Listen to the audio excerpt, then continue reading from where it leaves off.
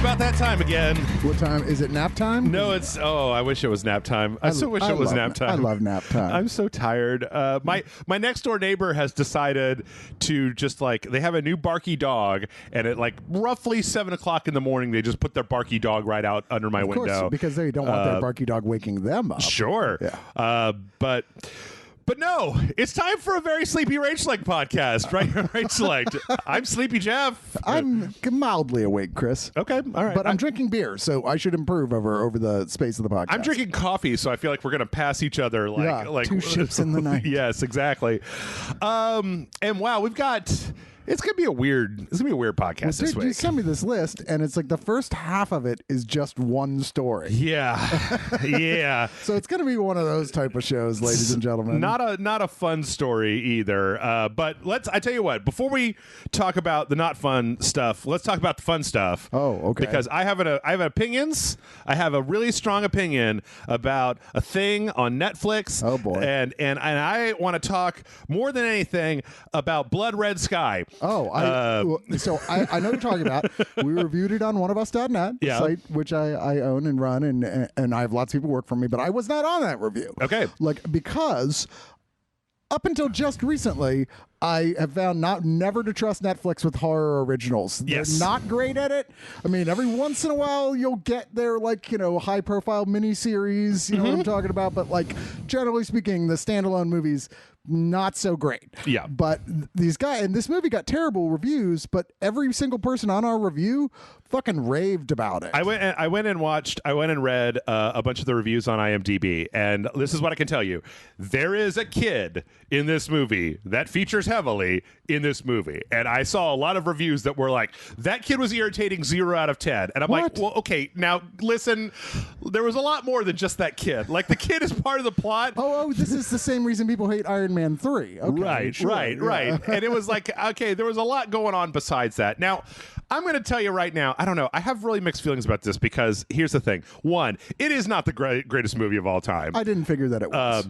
But it is on Netflix. So if you already got, it's not a reason to get Netflix, but if you got Netflix. Once they told me what the premise was, which is woman who's very sick, she's with her kid on a flight to go to get medical care. Yeah. Skyjackers come to take over the plane. Yeah. You're like, oh God, they're fucked. What are they going to do? Well, it turns out she's like a fucking 30 Days of Night level feral fucking vampire, and that is what she's sick with, and starts murdering Skyjackers. I'm like, why didn't anybody tell me that was the plot of this fucking thing? I would have watched it. So here's the thing. This is the second thing I was going to say is that, I think that what you said was kind of a spoiler, but on the other hand, I don't think that you can entice somebody to watch this movie by just saying, a sick woman gets on a plane, it gets hijacked, and then I'm not going to tell you anything else, and you should go watch this really slow, really, the still picture on Netflix movie. Is of her bald with fangs. Right. So, yeah. I don't know. Also, not a huge spoiler. Right. Also, the autoplay trailer is spoilery. The thumbnail is spoilery. Sure. So, I don't feel too bad about it. And that's the other thing where it's I would never have watched this unless I had heard somebody say that synopsis that you just said. Yeah, exactly. If I said my synopsis, I would have been like, well, that sounds stupid. I'm not going to watch that. Right. Was this a drama about whether... Just not my type of thing is what it sounds like. Oh, where's it from? Scandinavia somewhere? Right, right. Which I think it actually is. It's I think it's German or something. Is it German? Something like that. It's subtitled though, right? Partially. So the characters move back and forth. The hijackers all speak English, but then the lady's German, and then there's it kind of goes back and forth. But I don't know. I mean, here's the thing. Here's the real secret. I'm going to impart some secret wisdom onto the people listening to this podcast. Something that these people will know that nobody else on the internet appears to know. Chris, are you ready? Are you ready for the secret wisdom? Wide open ears. Okay. Can't wait. Here's the thing. When you don't have to watch the whole movie. You could hit play and then 20 minutes in, decide you're bored and go just do something else. Oh, I thought you were gonna say when you're picking a horror movie on Netflix, this one is the movie of a carpenter, so it's the right one. Oh, right.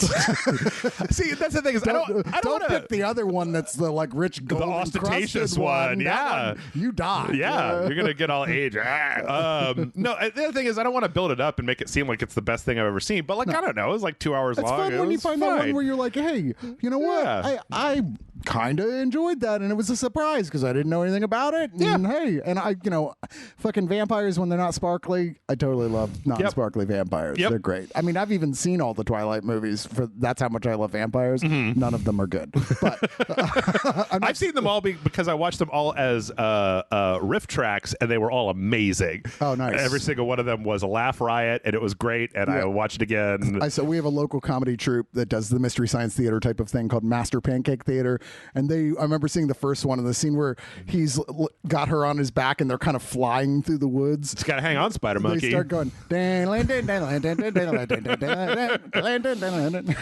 yakety sax. Yep. I also watched the Master of the Universe. It was fine. It was I didn't fucking see it. Whatever, man. It wasn't my generation. I was not watching cartoons when that came out. Yes, I'm old, and I just don't care. And also, I don't really like Kevin Smith all that much. The thing I'll say is that I think it's really weird that like they did this stupid Netflix thing where they only put out the first half. And then there's like it's like 5 episodes, and then the other 5 episodes are coming later. And I feel like it probably would have been better received if it had been a full 10 episodes, and not just like the first half with a weird cliffhanger. But I don't know, it was fine. I mean, I don't care. Like, I don't care if they fuck up a He-Man. Like, I do not. They've already fucked up my whole childhood worth of cartoons and bullshit. They've rebooted most of it. I mean, we're living in one of my favorite cartoons when I was a kid was Transformers. The other one was G.I. Joe. So, let's all take a moment to ruminate on. I mean, some of the stuff from my childhood they rebooted or remade or did sequels to and fucked it up, and others they did a good job. Like one of my favorite movie of all time is Blade Runner, and I thought that sequel was fucking jaw-droppingly amazing. I loved it. It was exactly what I wanted. But then on the other hand, you have The Thing, another movie which, by the way, came out the same weekend as Blade Runner. Interesting. And the original is one of the best horror films ever made, and the prequel, which is just called The Thing too, which was a weird choice. Weird one that came out like 10, 15 years ago or something like that. It's fine. Yeah. It's not terrible, but it's not what you were wanting, Yeah. right? You're like, isn't one of the big attractions of that movie that it was all practical effects and they were kind of mind-blowing, and there's no practical effects in this one. It's all CG. Yeah. Well, you're like, who misread the room on that one? Oh, and to make matters even worse, they filmed the whole movie with practical effects. Right. And then some executive said, I don't like the way that this looks. We're going to pay someone to go over it with CG. Yep. Oh, my God. Yep. Well, I tell you what, before we jump into it. Oh, wait, I have one thing to advertise. I was going to ask, what have you been up to, Chris? I watched the show that I totally forgot existed. I remember reading about it when they were making it years ago, called Gangs of London. And Gangs of London is a British television show co-produced with AMC. It's on AMC Plus right now. And the reason why this show is exciting is because it's by Gareth Edwards. Okay. And if you don't know that name, Sounds he's familiar. the guy who made the Raid movies, which are the 2 greatest action movies ever made. Like, this guy shoots action in a more brutal and amazing way than anybody who has ever done in history. So people are like, when are you going to do another Raid movie? When are you going to do another Raid movie? Well, he didn't do another Raid movie because he went to England to make this television series, which is a modern day sort of gangs that have had an established thing for a long time, but the patriarch of one of them dies and everything gets thrown into chaos. There's like 18 gangs that are all very not street gangs. They're like very powerful, very rich gangs, like on the higher tier, who are vying for power and stabbing each other in the back. Intercut with scenes of the most amazing, brutal violence and action scenes you've ever seen in your entire life. And so this is like an episodic show. Yeah, it's like 10 episods, I think. And are they all out? Yeah, they've already greenlit a second season. Okay.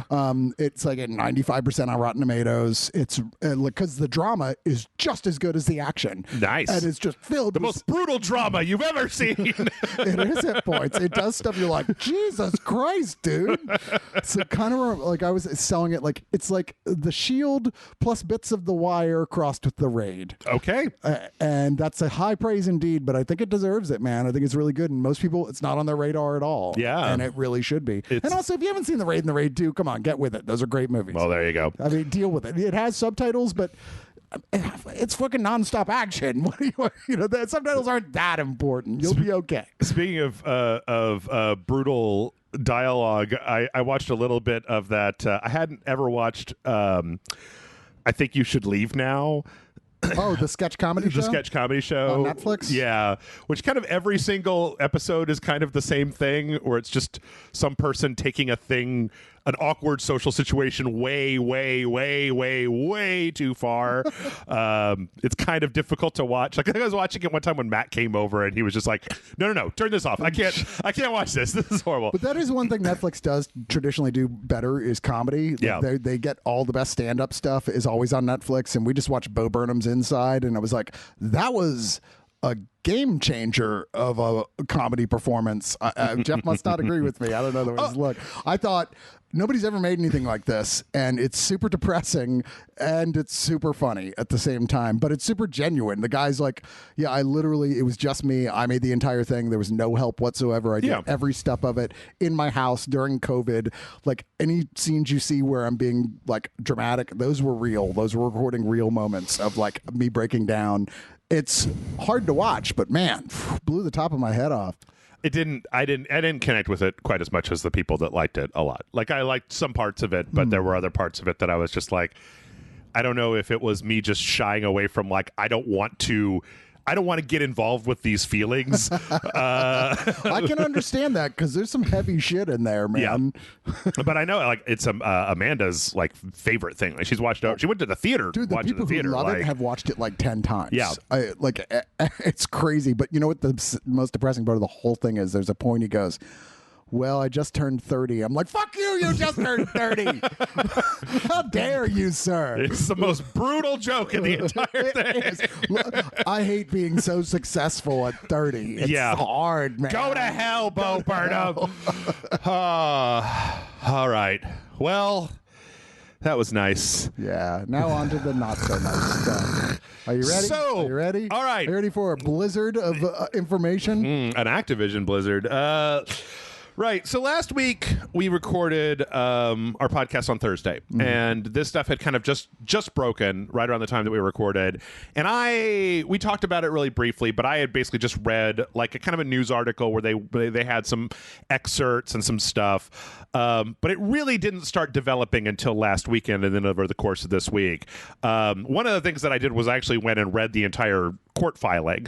So for anybody who hasn't who's just starting and doesn't already know about this stuff, basically the California Fair Work Commission has done a 2-year investigation into Activision Blizzard and has now filed basically a suit against them that says you guys suck real bad and you're not allowed. Well, basically, it's like when you read through this lawsuit, at the end, it gets into the actual. Which I did not do. You sent it to me. I was like, I'm not reading legal documents. No, I get it. I get it. Like it's a bunch of scanned in stuff, but the entire last part is basically like the actual charges that they're taking people to court for. Right. And it's stuff like it's not legal to discriminate against people based on sex, and we see a pattern where ladies were not promoted at the same for the same amount of work. They were promoted at a lower rate than men who were in the company. I was worried because there are people I've had sex with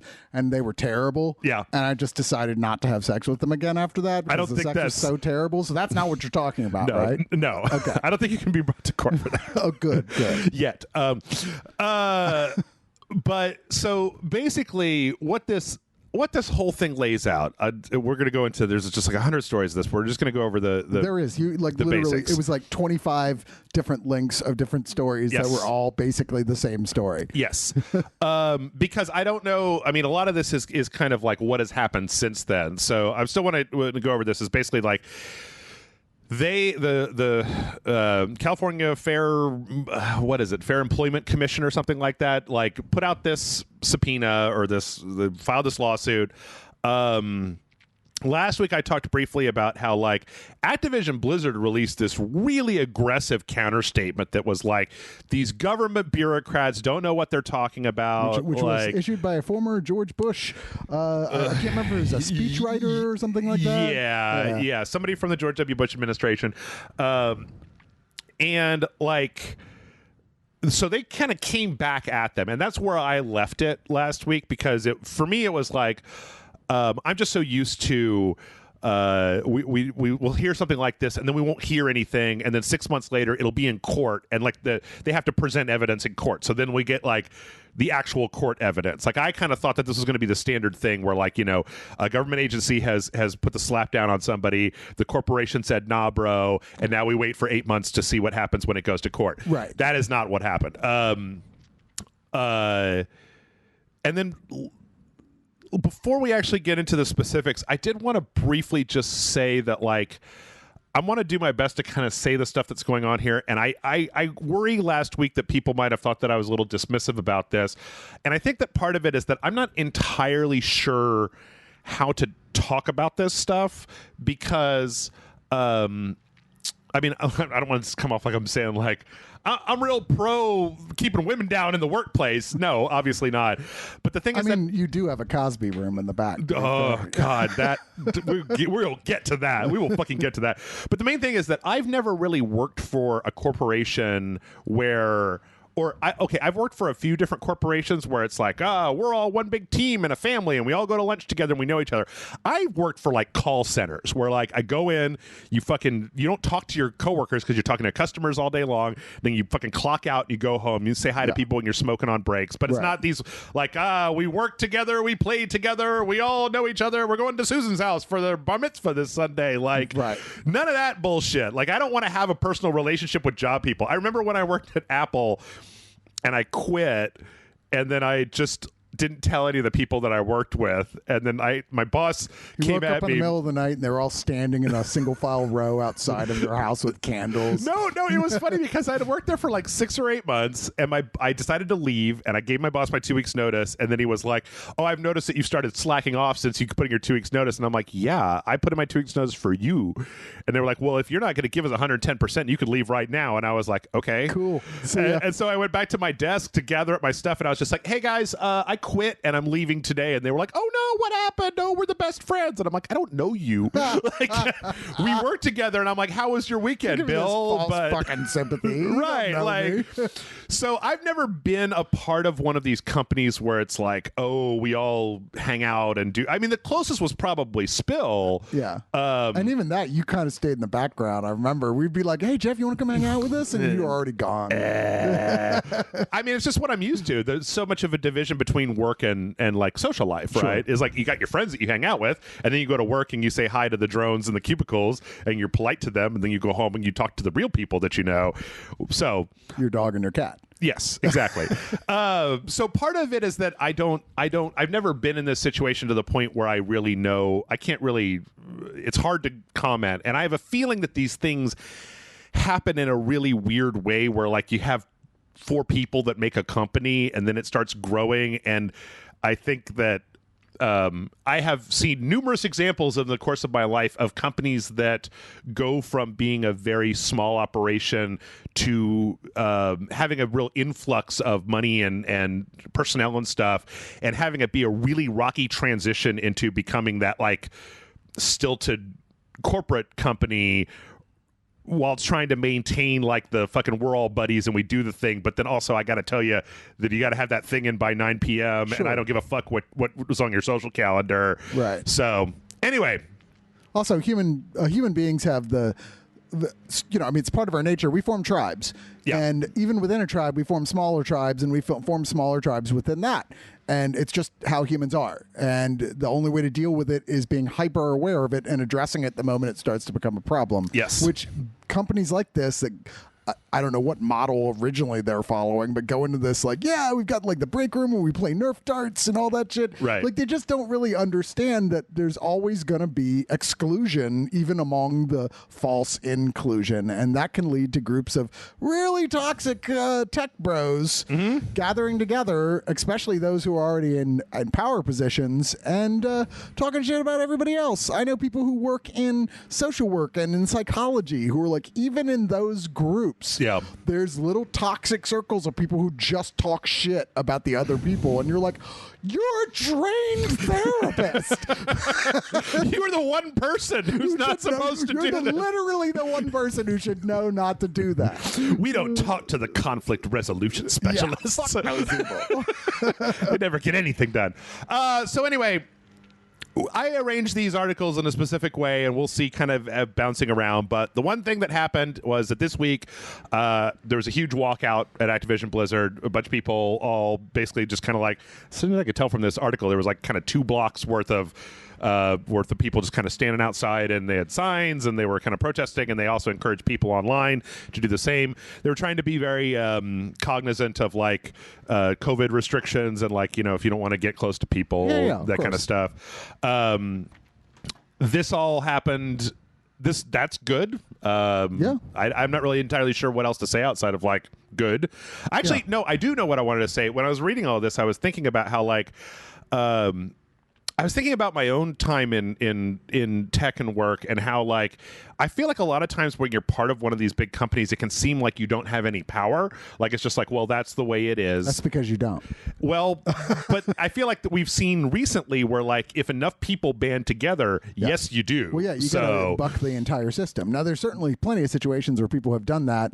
They're called unions, and it has not worked out. I mean, the history of the last ever since Reagan in America has been about trying to destroy unions, because unions totally destroyed the way that the country was going pre-FDR, which was let the corporations run everything and we'll do what we want. Right. Like the New Deal put a huge stop, like, no, you can't do that to people. Yeah. And so Reagan was all about, let's bring all that back, all that when we would just take advantage of people and make them. And so now we're at that crisis point again. Yeah. Right. And now we're seeing where people like this are going, the only way to get power is to band together against these big companies. Right. And because we live in a media age, you can really hurt a company if your banding together is big enough and loud enough. Absolutely. And clearly, the Activision Blizzard employees are succeeding on that level, because after that initial dismissive statement by the George W. Bush crony guy who works for Activision, a lady, and other people who work for the company as higher ups, so really terrible, like, oh, whatever messages, they turned around and went, oh, you know what? We kind of realized we were wrong, and maybe we need to come at this a little differently. But then even that was like, yeah, y'all didn't address finances at all. The thing is, okay, so this is where we get into the real meat of the matter, because one of the things that they talked about was that the walkout kind of came with a statement where they wanted, where the employees were demanding some things. And basically it came down to these 4 points. An end of forced arbitration for internal conflicts, worker participation in the oversight of hiring and promotion policies, the need for greater pay transparency to ensure equality, and employee selection of a third-party audit HR, a third party to audit HR and other company processes. Now, let's roll down this list. I fucking hate that we've even gotten to a point where a company can say that if you want to work here, you have to waive your right to sue us. Like, if we do some bullshit, that's nonsense. You have to come and do company mandated like arbitration. Like, that's garbage. Or any number of other things that are similar to it. Right. Know? I remember when they tried to get us to sign a contract at Spill, it literally said you can't work for any other company in media for 5 years post your employment in Spill. And I was like, are you out of your fucking mind? I'm not going to sign that. Those non-compete clauses. I was like, that's a tech contract, which is also bullshit, but we're not tech people, right? So go fuck yourself. And then the sad thing about that is that that's kind of standard. And so if you try to push back against that on a corporate level, they don't understand. Like, then it's a big fucking deal, because they've got to get their lawyers to revise the contract. It's this whole big fucking thing. What you're telling me, company, is that if for whatever reason, amenable or not, I leave your company, I have to find a different career for 5 years. No, we will go into... Actually, you know what? I don't give a shit, because it's done now. But, like, there was a reason why we didn't play Skyrim on this channel for a long time, or any of the games that we played on Spill. And it was because technically I had a non-compete in my contract. And, like, I didn't think that they were ever going to invoke that, because it seemed like a pain in the ass. And what are you going to do? Take my nothing? Take all the nothing that I have in my house? All the garbage that I have? I don't own anything for you to take. But the idea that this stuff is just standard, and but especially this, because then it means that, you know, if some dude grabs your ass at work, you can't like take him to court. Yeah, which like is insane. you're forced into this like this arbitration stance, and it sucks. And in this case, there were reports of people with what limited setup they did have for dealing with that. With it was, you know, they would tell, oh yeah, this person complained about you, and then they would be punished for it within the company. Yes, you know, yeah, exactly. The second is worker participation in oversight and hiring and promotion policies, which I don't really know. I'm not. That's kind of beyond my scope. About like, I don't know if I've ever heard of a company that actually lets like their employees like veto the qualifications for hiring and promotion. I think that's a great idea. Sure. I mean, because so often, you know, people are hired based on, well, part of this lawsuit was that there was like apparently the reports of this one person who just like would hire hot women. Like that's who he hired them based on their looks and not like anything else. No qualifications. But then wouldn't promote them. Just like one of the hotties in the office, but then wouldn't like, you know, like give them a raise or anything. Need for greater pay transparency to ensure equality. That's actually, there was a thing, I believe it was about 8 or 9 months ago, where I think it was in Activision Blizzard, where a bunch of employees basically just loaded up a spreadsheet and just were like, here's what I make, so that they could all look at what each other made. Like corporate hates this shit. Oh yeah, they hate it so much. And there's a lot of talk going on right now that across the board that should be illegal for companies to say. And I've dealt with that myself at places I worked, and I was like, I'm sorry, you actually don't have a legal leg to stand on for that. There's nothing you can do to me except fire me if I have a conversation with someone else about our pay scale, and that's, I'm sorry, immoral. Yeah, right there. Well, they'll also, that's one of those things that I feel like they'll get thrown into contracts where it's like you don't discuss, and it's like they do that so that they can fuck you, and then you don't know you're being fucked. So like 100% there. And then the last part about employee selection of a third party to audit HR and other company processes, I think that's interesting because that goes into, I like that as an idea because right now we are in the phase where Activision Blizzard is as hard as they possibly can trying to get away with the like, oh man, I had no idea. That's terrible. Oh shit, we are going to revise our policies. We are going to revise our policies to make sure that this never happens again. Now please shut the fuck up and go back to work. Well, the former CEO said, if this never was brought to my attention when I was working there, and if it had been, I guarantee I would have taken care of it. And immediately people started bringing up emails and conversations with him that were brought up where they brought it to his attention. Super toxic shit, and nothing was done because of course it wasn't. Right. Why would you believe these guys? Yeah. So that's and that comes as the folks there that are protesting basically responded to the most overpaid CEO in entertainment. I was trying Bobby Kotick. I was trying to think of an appropriate shitty adjective for Bobby Kotick, but nothing really comes to mind.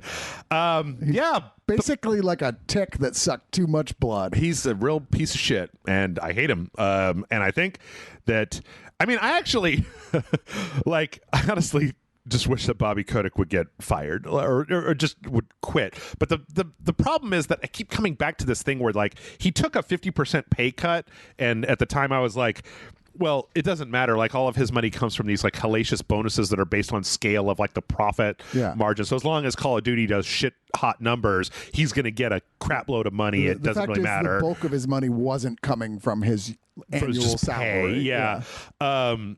But anyway, he put out a statement, and everybody was like, it was what I just said. It was, you know, the problem that we've come to in 2021 is that we've seen this happen enough times that it's like, well, we know that this is bullshit because you come out and you say the things that make it sound good, but then you just keep doing the thing. Like, and probably in this case,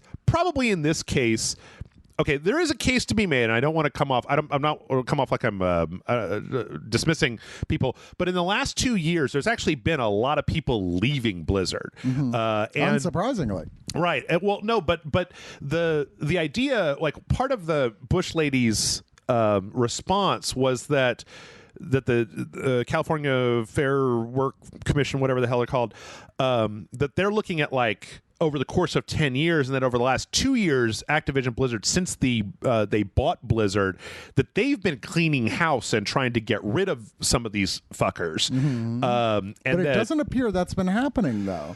Yeah. I mean, didn't the main guy that they were pointing at just kind of quietly went out the door like less than a year ago? Yes, but it's weird because I didn't even realize that well, first off, I don't keep track of the people inside of Blizzard, but like I didn't even bring that up as a story because it was really stealthy that they just like shoved this guy out. But I guess the question comes to, you know, if this guy was one of the bad actors and they fucking got him out of the company, that would seem to be a step in the right direction.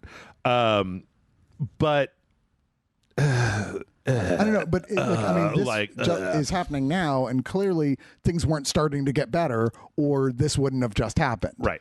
You know? Yes. I mean, and there's plenty of people saying, well, pointing fingers right at that guy and that guy and that guy and that guy and that guy and lots of guys. I mean, when you get down to and I don't remember when they said it happened, but the Cosby Room that we alluded to earlier. Yes, we didn't say it in rhyming verse. Okay, let's get there. Or the Crosby Room, depending if you want to.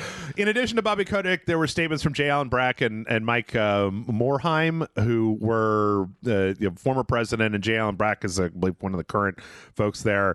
This is all just, again, it's just so much kind of lip service of just like, we're it's a normal, somebody, they didn't form this statement, you know, their lawyers wrote it for them, and it was officially released, and it is very careful about its language and doesn't say anything that could commit them to doing anything that they have no intention on changing on. It's just a bunch of like, we intend to make this a safe environment. Says nothing. Right. We want to make sure everyone feels like they're not harassed. At this point, nothing. I mean, we're going to come to it with when we finish all this and get to Ubisoft. But like the thing is that at this point, I should maybe be clear in that like I don't. This is like you know, you have a friend and they do a shitty thing and then they say they're sorry and then they do it again and they say they're sorry and they do it again and they say they're sorry over and over again, and eventually you're like, I don't want to hear your apology. I want you to stop doing the shit. Yeah. Right. Or they're friends who do it and they just never take any responsibility and then eventually go, why am I even still friends with this person? Well, you know, maybe I should just not. Things happen. But like that's where I am with the corporate apologies. Is like, I want you to hire the third party HR person to come in and do an audit and like clear out stuff, right? Like I want you to take away the forced arbitration out of the people's contracts. Like those are the things that I want to happen. I don't give a shit whether you're sorry. I have no interest whatsoever in whether, like, if I had known, I would. I don't care. Like, we're past that point. We're to the point now where it's like you either do something or you don't do something. Well, yeah, we're in that past the first stage, which is denial, denial, denial. Right. On to the second stage. Yes, we admit we did wrong, but we're going to fix it without ever saying what anything specific you're going to do to fix anything, because that keeps you from legally committing to anything at all. Yes. And we're starting to move into the third stage, which is there's lawyers coming at them, and they are going to have to start firing people, and they're going to have to start making actual legally bound commitments at the workplace to do this stuff. Or guess what? The rich people are the ones who get to suffer instead of the hired help. Well, the interesting thing to me is actually, I was just thinking, it was like, if they do decide to acquiesce to these the stipulations, I get the impression that the California Fair Work Commission is not going to like just be like, oh, you fixed it, let's drop the lawsuit. They're absolutely not going to. They're going to court no matter what. At this point, these guys are just largely trying to save their jobs. Yeah. You know, the higher ups. Yeah. And going, well, let's see who the sacrificial lambs are going to be in between us and the other employees. You know, and we're going to see some heads roll that are not as important as they'll play them out to be, when it's like the real problem are going to be ultimately whoever's running the company, the top people have to be on top of the shit. Yep. I know they got other things to keep track of, but they should be going, well, why isn't this part of our legal structure to begin with?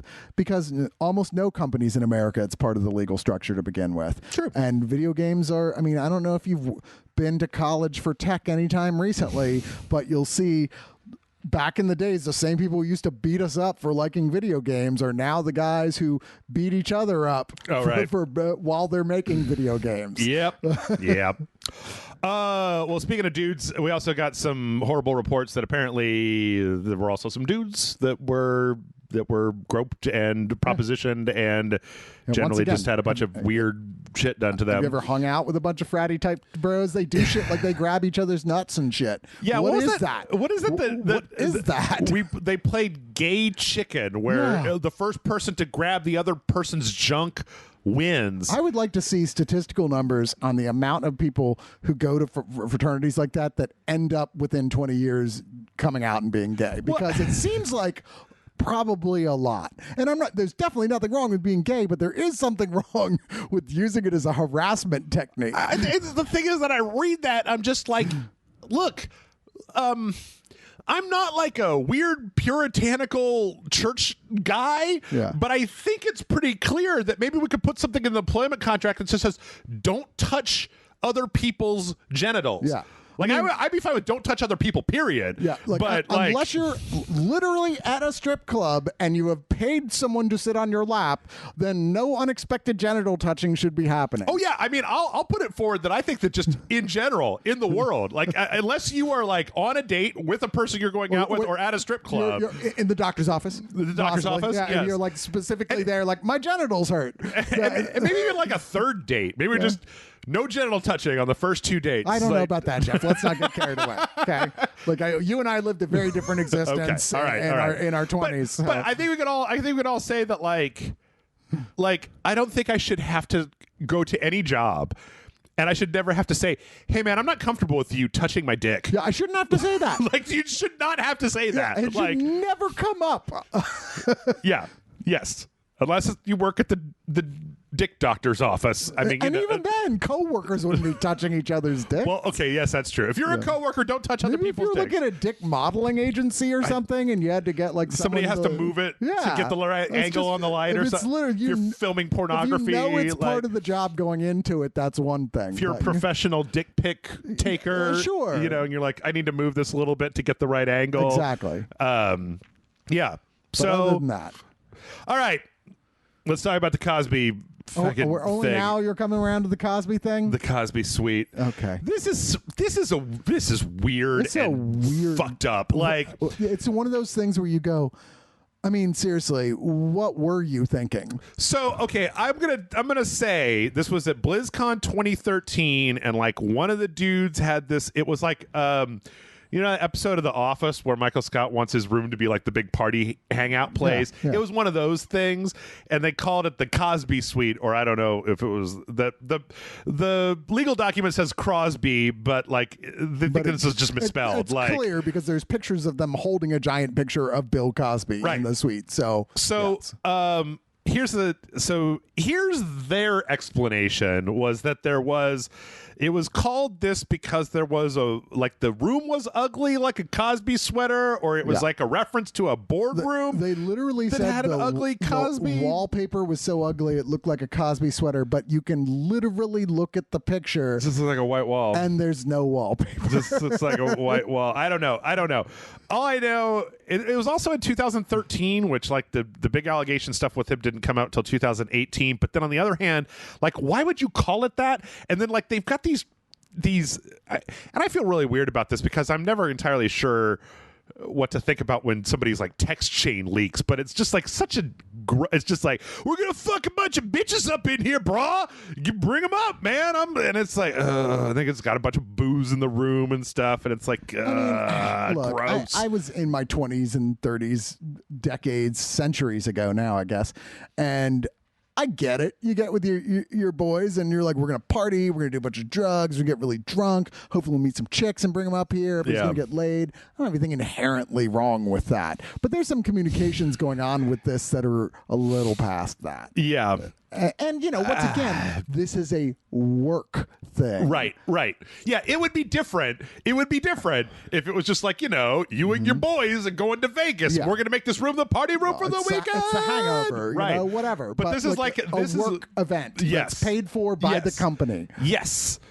Don't No. Go to the bar. Yeah. Go to the bar with your coworkers. Yeah. You can go to the bar with your coworkers. Nobody's gonna. Or if you're gonna fucking have a party room, why in God's name would you have a giant framed Bill Cosby picture? Somebody had to go out of their way to get that. Like, look, because they weren't selling framed Bill Cosby pictures at BlizzCon. Right. So, like, I'm trying to think in the mindset of the benefit of the doubt, dumb explanation that they have, and be like, who's like, man, we're gonna have the coolest fucking party room at BlizzCon? You're like, no, bro, I know how to make this even cooler. I have a framed picture of Dr. Huxtable that we're going to put on the wall, and man, the girls are going to go crazy when they see Bill Cosby. The ladies love the cause in 2013. In 2013? I remember 2013. I don't remember anybody being... Wasn't he kind of irrelevant at that point? Yeah.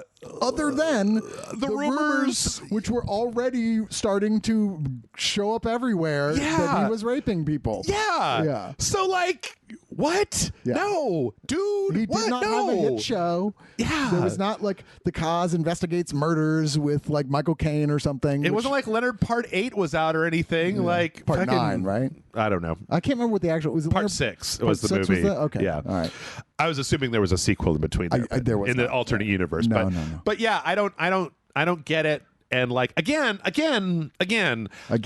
don't know if I'm just no, that's not true. I know I am a weird uptight fuck, all right? Like I know it was the way I was raised. I don't like to touch people. I don't like to hug people. I'm like a real uptight dude, and I don't like to do stuff. I'm totally going to hug you the moment this is over. But I'm not going to touch your junk though. Don't touch. But the thing is that this all just seems so weird to me. Like if I think that I've been at, like I worked at Microsoft and we did a thing, like when I worked at Microsoft, I worked in QA, and I remember the first week I was there on Friday, they were like, we have beers, we bring in beers every Friday after lunch, you can just drink as many beers as you want, and we got cookies and stuff here. And I was like, beer what? Cookies? Like, yeah, they just brought in like huge coolers full of it was in Seattle, huge coolers full of like, I don't know, Red Hook and all that bullshit. Shitty beer. And like just a bunch of big trays of like supermarket cookies and stuff. And it was just like, go nuts. And I was like, who wants cookies when they're drinking beer? First off, that's weird. Well, but the guy that was training me brought me a beer, and I was like, what do I do with this? Like, no, I mean, I know what I want to. You were totally such a nerd. No. Joe. The thing is that it was like, yes.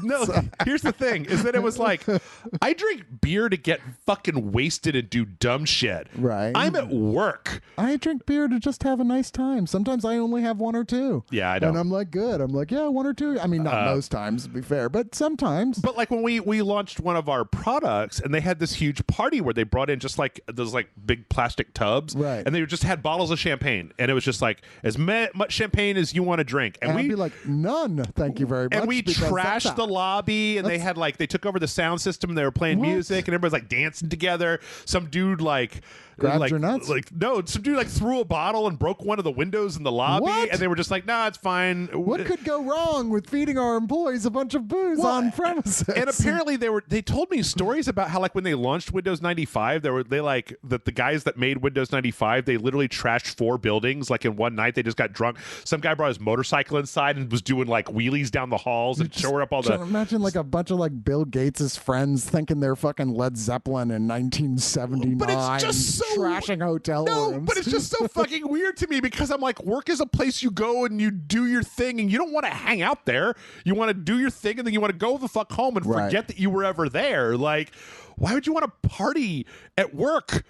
Why would you want to party at work? I mean, as somebody who worked for over 20 years in the bar restaurant industry. Okay, but that's different. That's different. We partied at work a lot. That's different. That's different. All right, moving on. Yeah. Apparently, World of Warcraft, they're actually taking out. One of the things about this was that there's this guy, Alex Afarasiabi.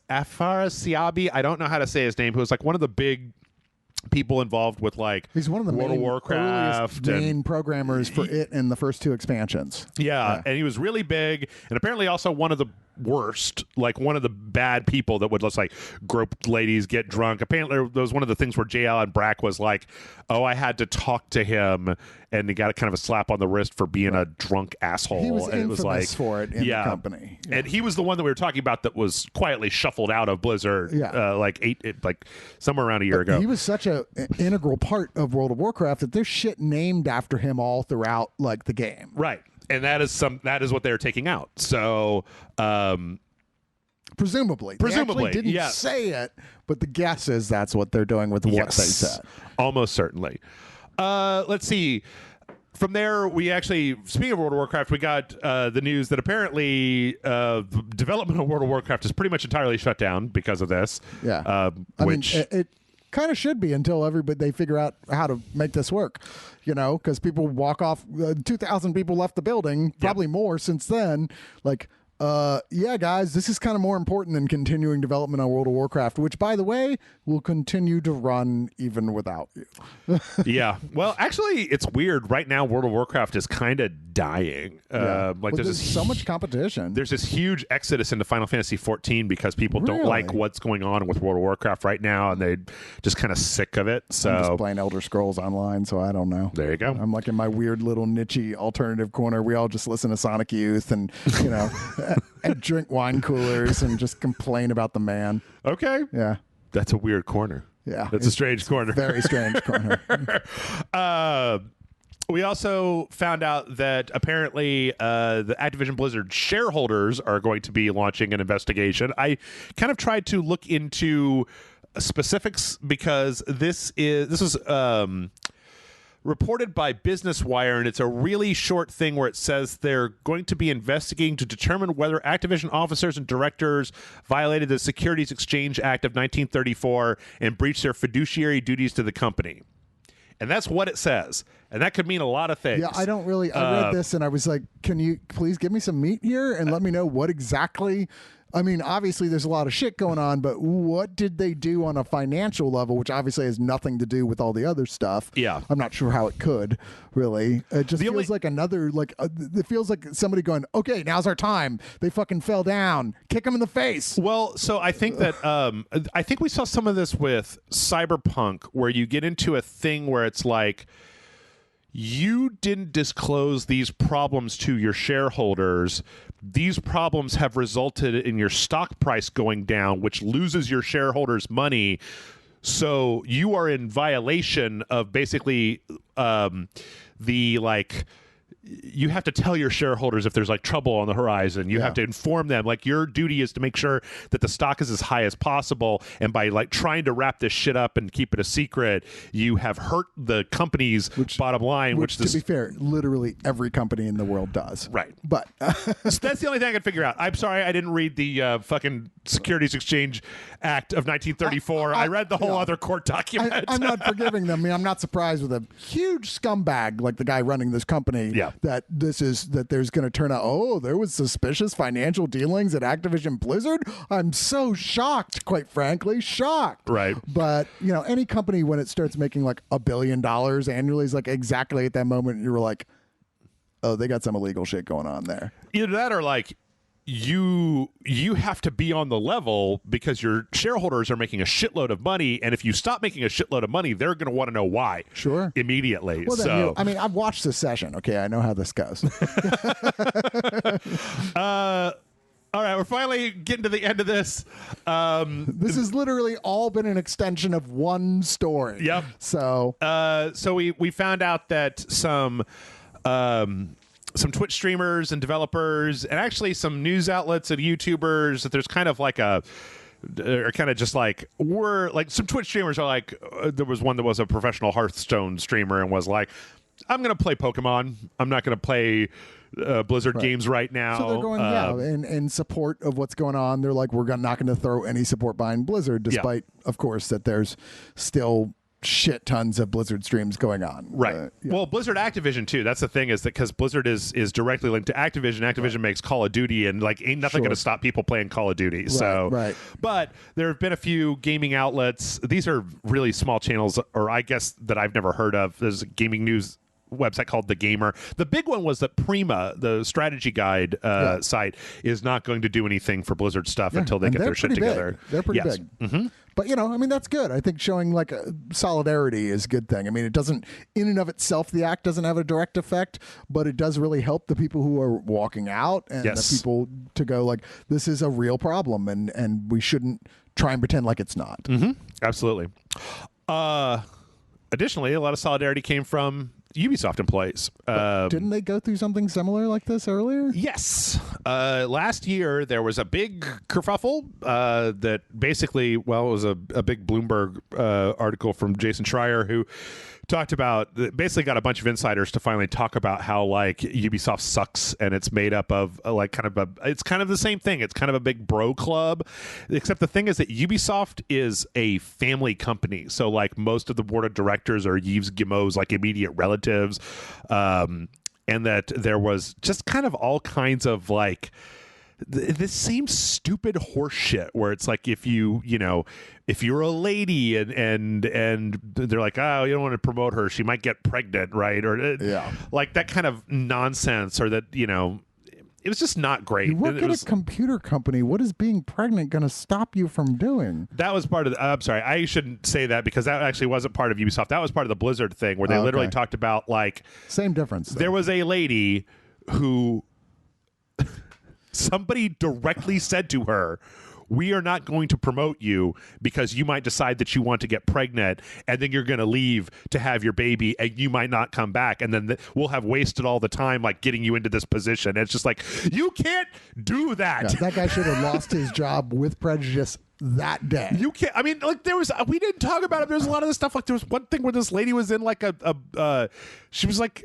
fucking pumping breast milk, and then they came in and were like, "Get the fuck out of here, Charlotte. We're having a meeting," and just kicked her out of the room like in the middle of pumping breast milk. Like there was this one lady who, if she went for a walk, like on her break, her boss would be like, "Where the fuck were you?" And like meanwhile, like all the dudes that worked under this guy are like playing Call of Duty on their break in the break room. Right. Like there was this one thing that I talked about last week where this one lady was like, I want a day off, and her direct superior made her submit like an itinerary of what she was going to do if her time off was approved. And it's like, what the fuck even is none that? Of your fucking business is what that is. Yeah, exactly. Anyway, so, Ubisoft. Yeah, basically to sum a lot of this up, Ubisoft employees came out and basically kind of stood in solidarity with the Activision Blizzard walkout, and also talked about how like basically nothing has changed at Ubisoft. Of course not. Which is exactly kind of what we were talking about. They fired two kind of higher up people, and then I think there was a third one who either quit or was let go. I think that was the guy who like was cheating on his wife or some such nonsense. Who were all, of course, probably one of them was really the most guilty, and two of them were probably sacrificial lambs. Yeah, and it was like, but if you don't change the structure of your company, then nothing is going to change. Ubisoft is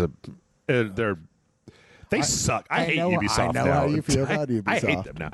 But basically, they came out and just said like nothing has happened, which is, in all honesty, that's the problem, right? Is it something like this happens, you fire a couple of people, and then you just like, now everybody shut the fuck up, and we're going to make the thing you got assigned to get hired even more draconian about how like we can monitor your social media. Like it comes out the worst thing ever, and everyone's like starts, waving their flags, and what do? You don't address the problem, you just invade Iraq for 20 years.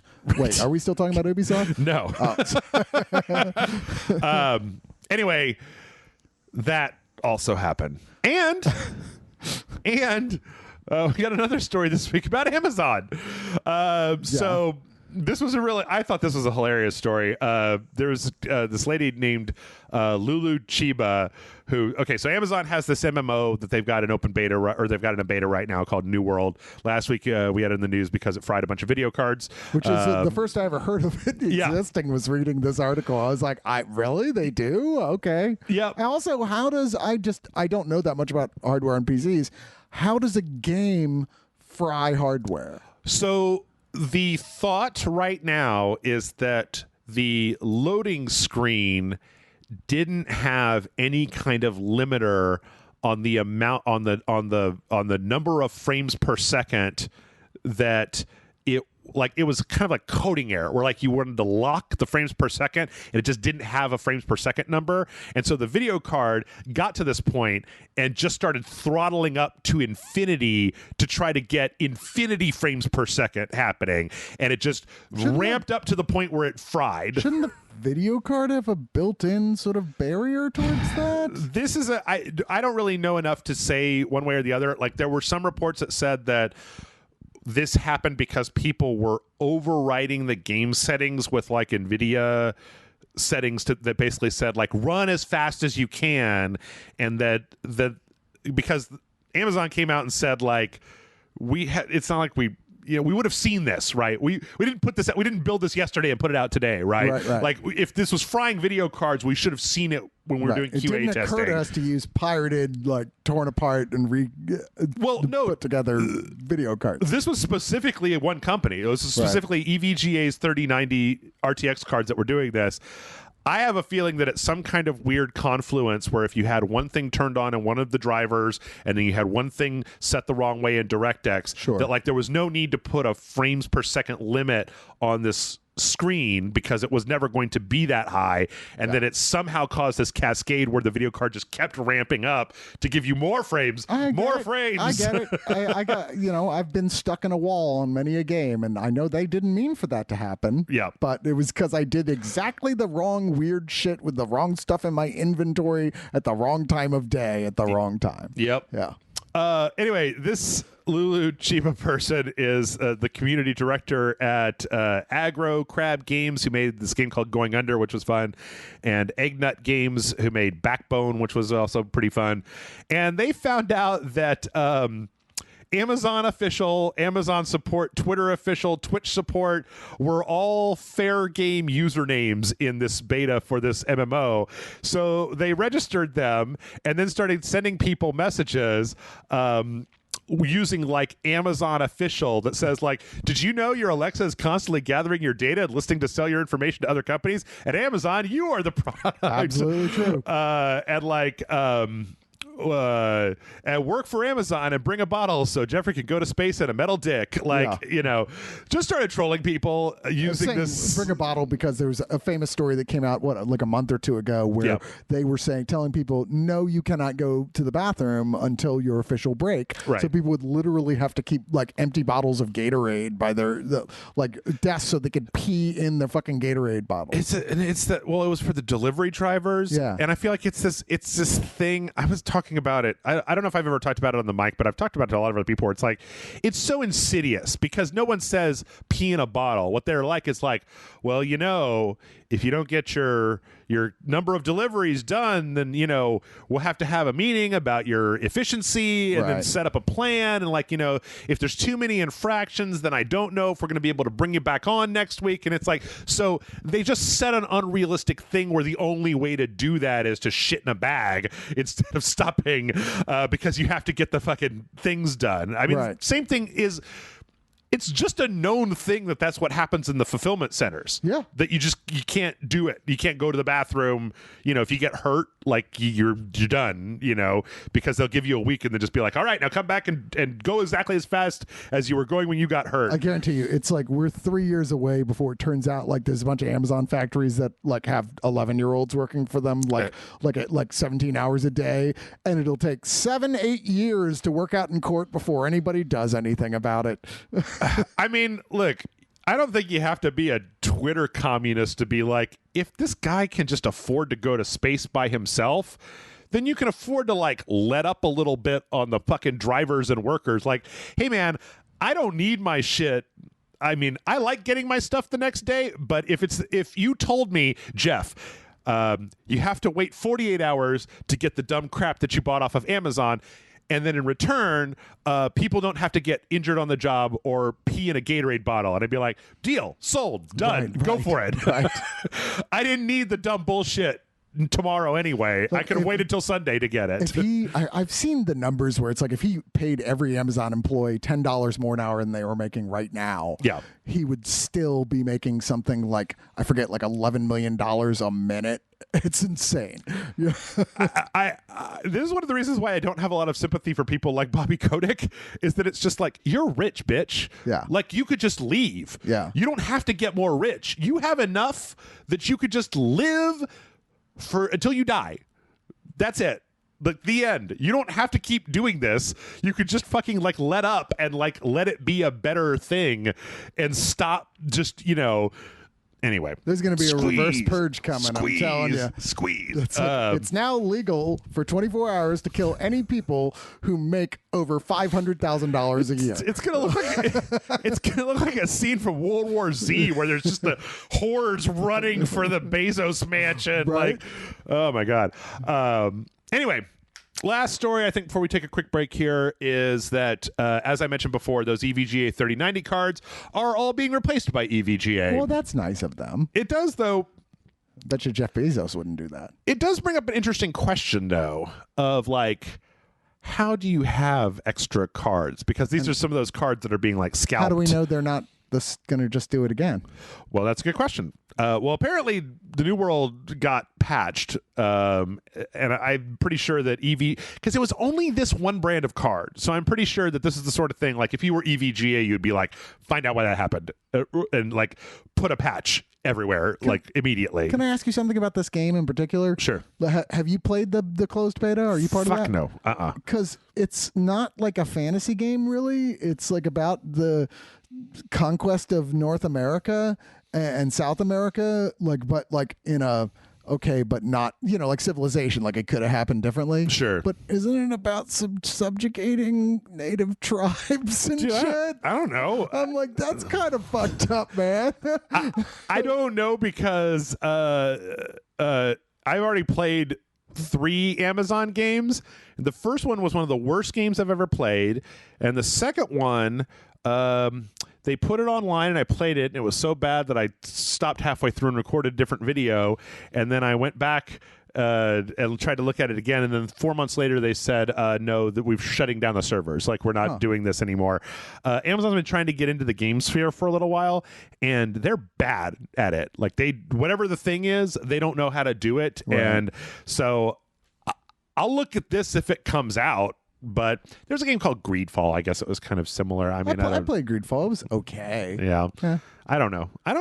Yeah. I don't know. It was a little buggy. I hate the time period as well. Conquistador, New World. Yeah. No, I hate it.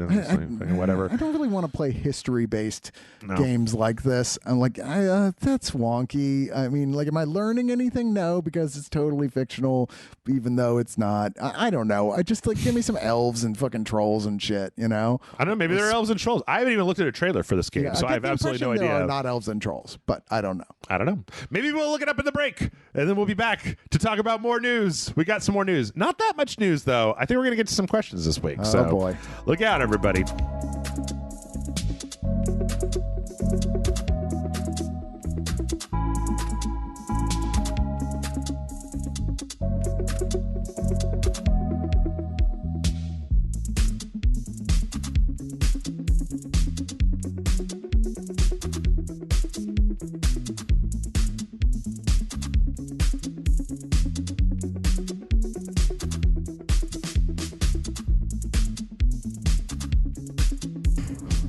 We're back.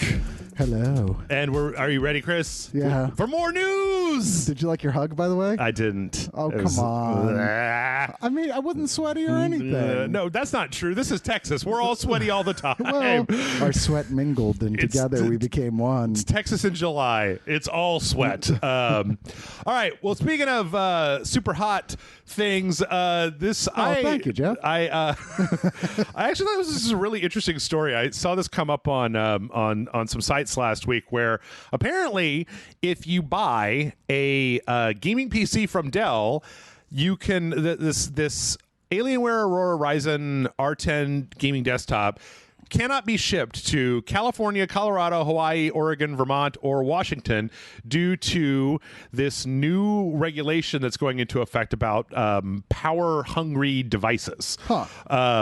So I thought this was incredibly fascinating because apparently there's this report that came out that said that when you look at the arc of how much power like computers and gaming devices, high energy devices just suck down, that like the power consumption on consumer electronic devices has been doubling like every 2 years, but the power grid has been growing at like 2% a year. And so basically, I wonder what that's like, said the guy from Texas.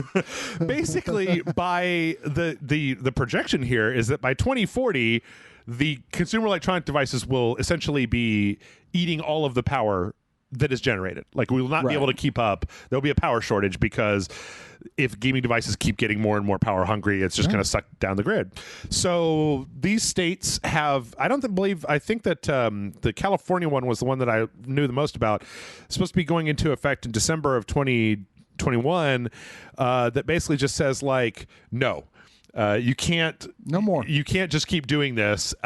Which is an interesting, like, first blockade step. I was like, really? Yeah. I was surprised by this, but I read enough news to get the idea that we're right at the beginning of the first Mad Max movie right now. You know? Okay. Which, have you seen that? Where it's like civilization is still intact. Right. But there's starting to be random violence and shit, and there's starting to be power outages around. Yeah. And you know what comes next, Jeff? After Mad Max? What's that? The Fury Road. The Road Warrior comes next. I'm not ready to drive on the Fury Road. I don't want to do that. No, I don't. You know, I don't like silver spray paint, first off. It's just an aesthetic thing. I'm just saying, but yeah. Like podcasters have to get witnessed though, man. You gotta get witnessed. We're gonna have to get like windmills to power our microphones so we can keep doing this. Crank some dude in a leather gimp costume. Just cranking a thing. He's riding he's riding like a power bike next to you. Right. Yeah. So we decided we're going another half hour, Jeff. Keep going. But it's funny because I actually think this is a good thing.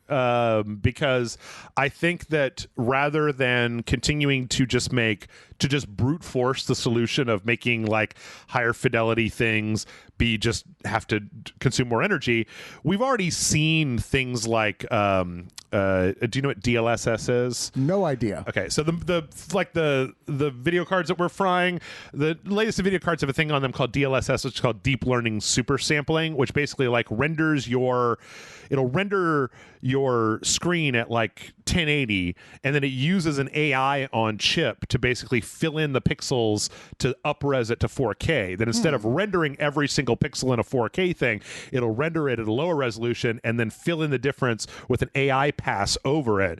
And I actually think that stuff is a way to... I've actually seen some examples of like gameplay footage that was run through an AI like layer that then redrew it to make it look better. And I think that stuff to me seems like a way to get more fidelity without just brute force punching out like 4K pixels, right? If these systems, which, you know, let's face it, are like, it's in almost every home now. I mean, it's everywhere. Yeah. Right. And if it's that big of a power drain and it's just getting significantly worse, then yeah, it sounds like the solution might be legally to force these companies to go, you're going to have to find a different solution, guy. Yeah. You're like, we get it. You know, I mean, you sell more product by constantly upgrading and making things more powerful. But you're going to have to find a green solution because our energy grid can't handle what we're asking it to do as it is. As once again, a Texan, I can assure you, is true. Yeah, not a lot of faith in the Texas power grid around this particular household. Let's see. Speaking of not getting stuff, Facebook has suspended sales of the Oculus Quest 2 because... Don't you have one of those? I do. It's downstairs because apparently the foam piece that goes around your face has been shown to cause skin irritation. Dude, I wondered what that was. I thought you just had like eye herpes or something. Actually, it's funny because Tessa, when she got hers, got a rash from having it on her face and had to order like a third party, like it's like a little plastic thing that goes over that still kind of makes the seal well, but it's just not the same foam. And so they've currently put the kibosh on these getting sold until they basically, if you have one, they'll send you a free little face protector strip. Sure. And then moving forward, they're just all going to be sold with that on top of the foam. Yeah, that makes sense. I mean, it was not smart to make something that was not non-allergenic from the get-go. Yes, especially because with I've been playing this game called Pistol Whip on there, which is a VR game. It's like Beat Saber, but you shoot people instead of like smashing stuff. Okay. You know, you're just jumping around your living room sweating like a motherfucker. So like you guys definitely needed to figure out like what happens if you sweat into the polyurethane around the eye piece. Dude, I played one of those at a friend's house for like 10 minutes and I was like, Jesus Christ. Is there a version of this I can just sit down for? No. I think it's funny because while I'm playing VR games, my dumb body gets into this, like, you're getting shot at. Dodge! Like, it just turns off all the, like, my legs hurt. And then, like, as soon as you get done with the level and take it off, you're just like, oh, my God, I'm going to die. I think I was having a heart attack while I was playing that game. I wonder what the stats are on people getting heart attacks playing Oculus games. I bet you there's numbers out there. I mean, it's made by, it's run by Facebook. You have to log into your Facebook account, so I'm sure they know. I mean, I don't think it's, they can't, like, they put out a warning. If you're a video gamer, you're probably fat and out of shape. So, maybe Oculus ain't the thing for you. I'm just saying. They need to monitor your pulse. They need to have a new thing in this. Hey, calm down, man. Calm down. I mean, you can do it. There's like a vein on the side of your head. They should have a thing in there. There's like a warning, like, oh, dude, your heart is about to explode. Yeah. So maybe stop shooting people. Let's see. We got some more. This was an interesting thing where the Steam Deck is this new device. You're familiar? Oh yeah, I just heard about it the other day. I was like, oh, that's pretty cool. Yep. Yeah. There was an IGN was talking to Pierre Loup Griffin, something like that, and they said that basically they were talking about the 30 FPS target for the Steam Deck, and then a lot of people online thought that this meant that basically that meant that the Steam Deck was going to be locked into being 30 frames per second for games when you played on it. So what is the standard? Okay, so the basis for comparison. Previous consoles mostly 30, new consoles 60. Like you've played Call of Duty at some point, right? You know, Call of Duty's a little butterier than like other stuff. Yeah, that's the difference between 30 and 60 frames per second. 30's like PS4 is 30. Some games, it depends on the game, but 30's not terrible. 30 is okay. So 30 is fine for all the console plebeians of the world. But for hardcore PC gamers, people are never stop complaining about anything. Yes. There was a point a long time ago where we were talking about frame rates, and I think John was very aggressive about he was like, shut the fuck up about, and we had people who were emailing me about like, if I play a game at 30 frames per second, I get a headache. I and just it's just start like vomiting. Right. That kind of thing. And it's like, all right. Like, I don't believe you. I don't believe you. I don't, it's whatever you say. I'm not going to come to your house and tell you that you're not, but 30 frames per second is fine in my opinion. But it's like, I get it. I get how PC gamers are. You're like, if it's not absolutely the best possible thing that technology can do at that any given moment, it's utter garbage and it should be set on fire and like, I don't know, like let dogs eat it or something. Yes. Now basically this came back and they clarified saying that like 30 FPS is like their floor target, but that most things are going to run at 60. So like they're saying at the very least every game on it will run at 30 FPS, right. Which is not a bad thing to say. Yeah, which actually but it's people misinterpreted it. Because there's not a lot known about this thing. It's a very, I don't know, it's a weird. The Steam Deck is still really weird to me. It was a poorly issued statement. Yeah. Well, I think it's also one of those things where it's like somebody said something and then the internet interpreted it one way and everyone was like, what? And because Steam has been like, I mean, it's available on Mac too, but largely has been a PC like gaming streaming service. Yes. it's PC gamers having a shit fit, of course, about any given little thing. Sure. And I'm curious about it. I prefer console games. I don't like playing with a mouse and keyboard. Sorry, I just don't. Yep. And that's not the way I grew up playing games. And I am excited about the idea of the Steam Deck. I'm like, ooh, I could play games with like a proper thing and have like a little dedicated console. That sounds kind of cool. I love the way a lot of things are going this way. I mean, there's a story we got coming up later I'm not excited about for a console, but still. We'll get to that. Yes. So let's see. After that, we had another Steam shit fit. Ooh, this is the one. This is the one that almost killed me. Oh, really? Yeah. Okay. So this actually happened, I think, a couple of weeks ago. So there's a game. It's called Super Hot. Everybody knows Super Hot. Totally Super almost hot. killed me. I thought I was Super going to die. I was sweating. My heart was beating too fast. Oh, you talking about the VR? Super Hot VR. Yeah. I was like, I can't. You just play this? Like, Yes. This is like, what the fuck, dude? I'm going to. It's. Okay. Super Hot you guys are VR lucky I'm still alive. That's all Super I Hot can say. VR is hard. Like I tired myself the fuck out playing it.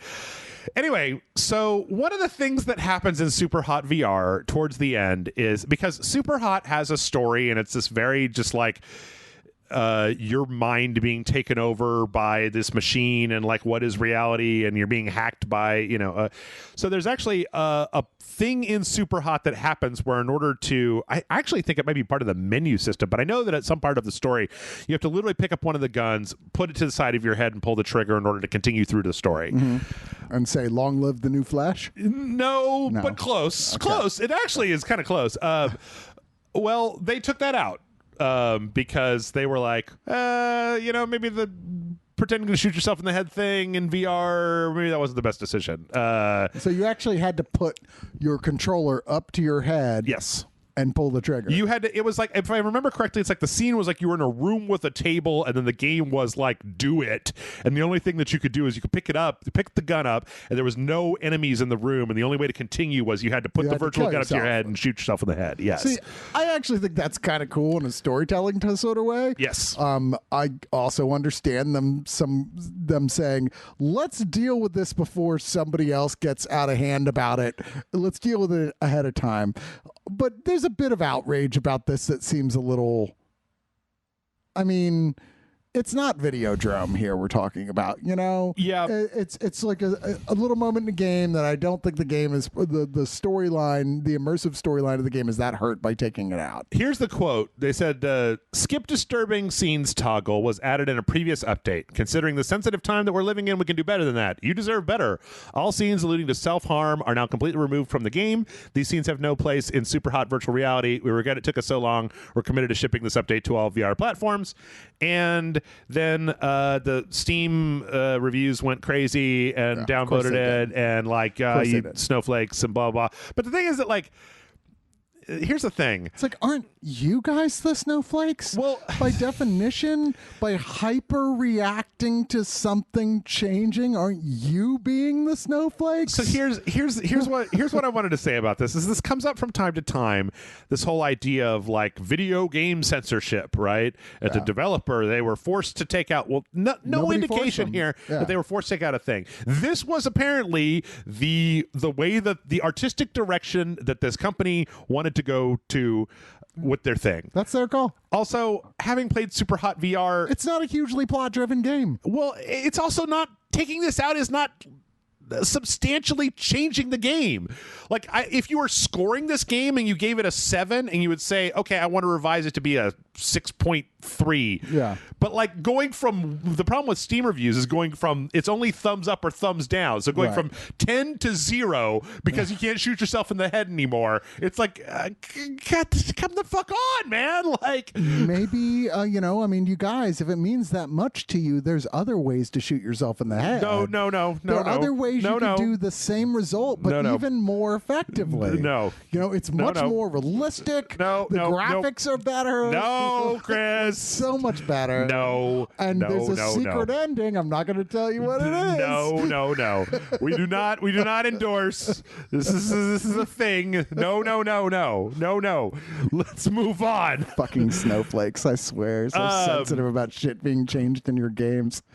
It wasn't like I have one of the reasons that I have so much that I'm so pissy about Steam and PC gamers is because it'll be like, you know, a game will come out and it'll be like, oh, they locked the frame rate to 30 frames per second, thumbs down, which essentially is 0. And it's like, that doesn't tell me anything about the music, the voice acting, the action, the menu system. Any piece of art is more than just lighting. Any piece of art is more than just one tiny bit of that piece of art. Yep.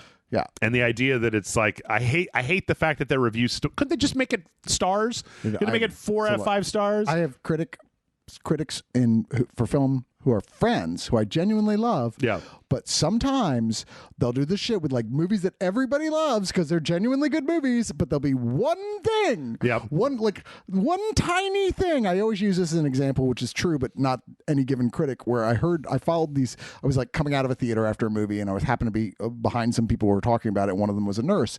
And she's like, did you see that scene where the phlebotomist, which is the person who takes blood, you know, put a needle in their arm? Nobody does it like that. It was totally wrong. I can't believe this. Fuck this movie. And I was like, are we serious? No. Right now that literally the whole movie was ruined for you because they did nursing slightly wrong? Nope. But this is like some of the people I'm talking about are film criticism, like, oh, it'll be the greatest movie ever made. And they're like, yeah, but in that one scene, there's like a pinball game that actually came out a year after the date the movie was supposed to take place. No!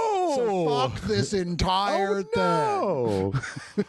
Well, that's my life, Jeff. Sorry. Speaking of fuck this entire thing, PlayStation 5 and Xbox Ones are breaking sales records. Yeah, this whole thing weirds me out so much, but doesn't it feel like the whole we have limited product, we have to get a special invite to give a product is nothing but a sales idea?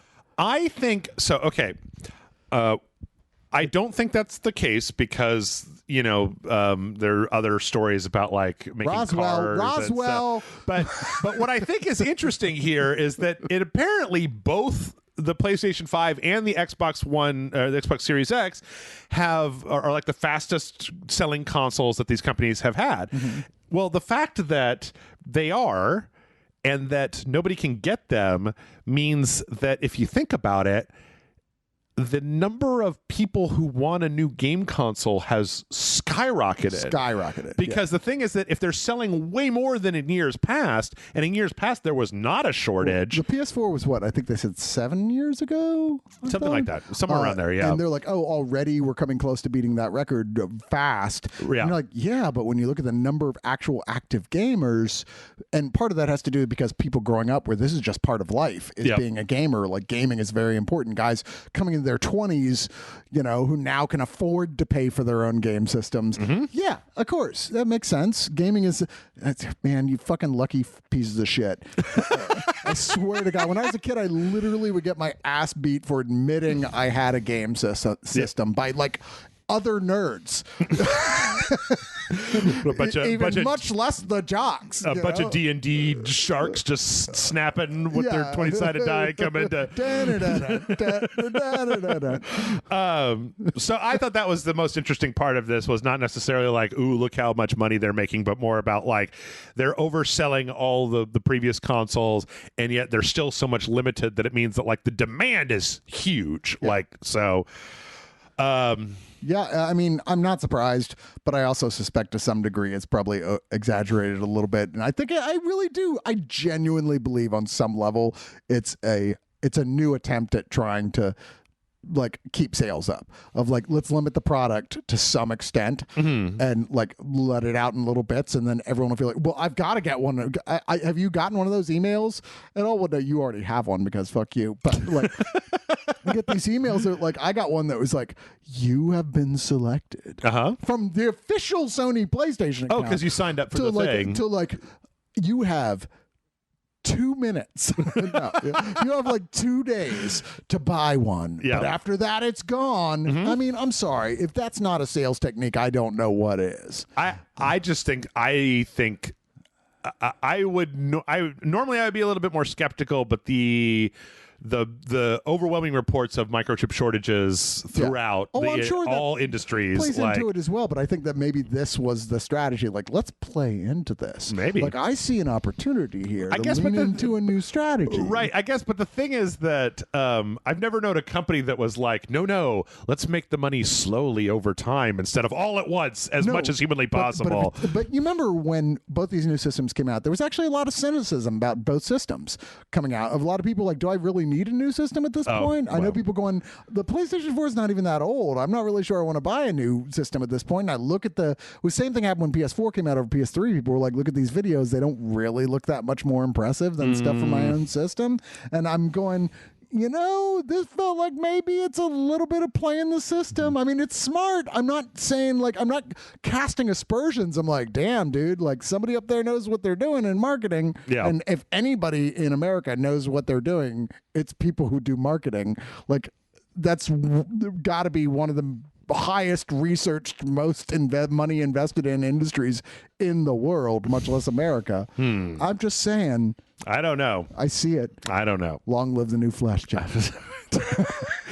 All right, we got some trailers. Roswell. We got some trailers this week. We got a kind of interesting set of videos from the Coalition, who are the people who are currently making the Gears of War franchise, and there were 2 videos that they put out that were working with the Unreal Engine 5, which is still kind of filtering in. And there was actually a while back, there was a thing with Unreal Engine 5 where Unreal Engine 5 does a lot of stuff automatically that it used to take very specific custom programming to do in the engine, like the lighting effects. So they incorporated a lot of outside software into the primary engine. No, this is basically just like their engine it does things that no other engine has done before.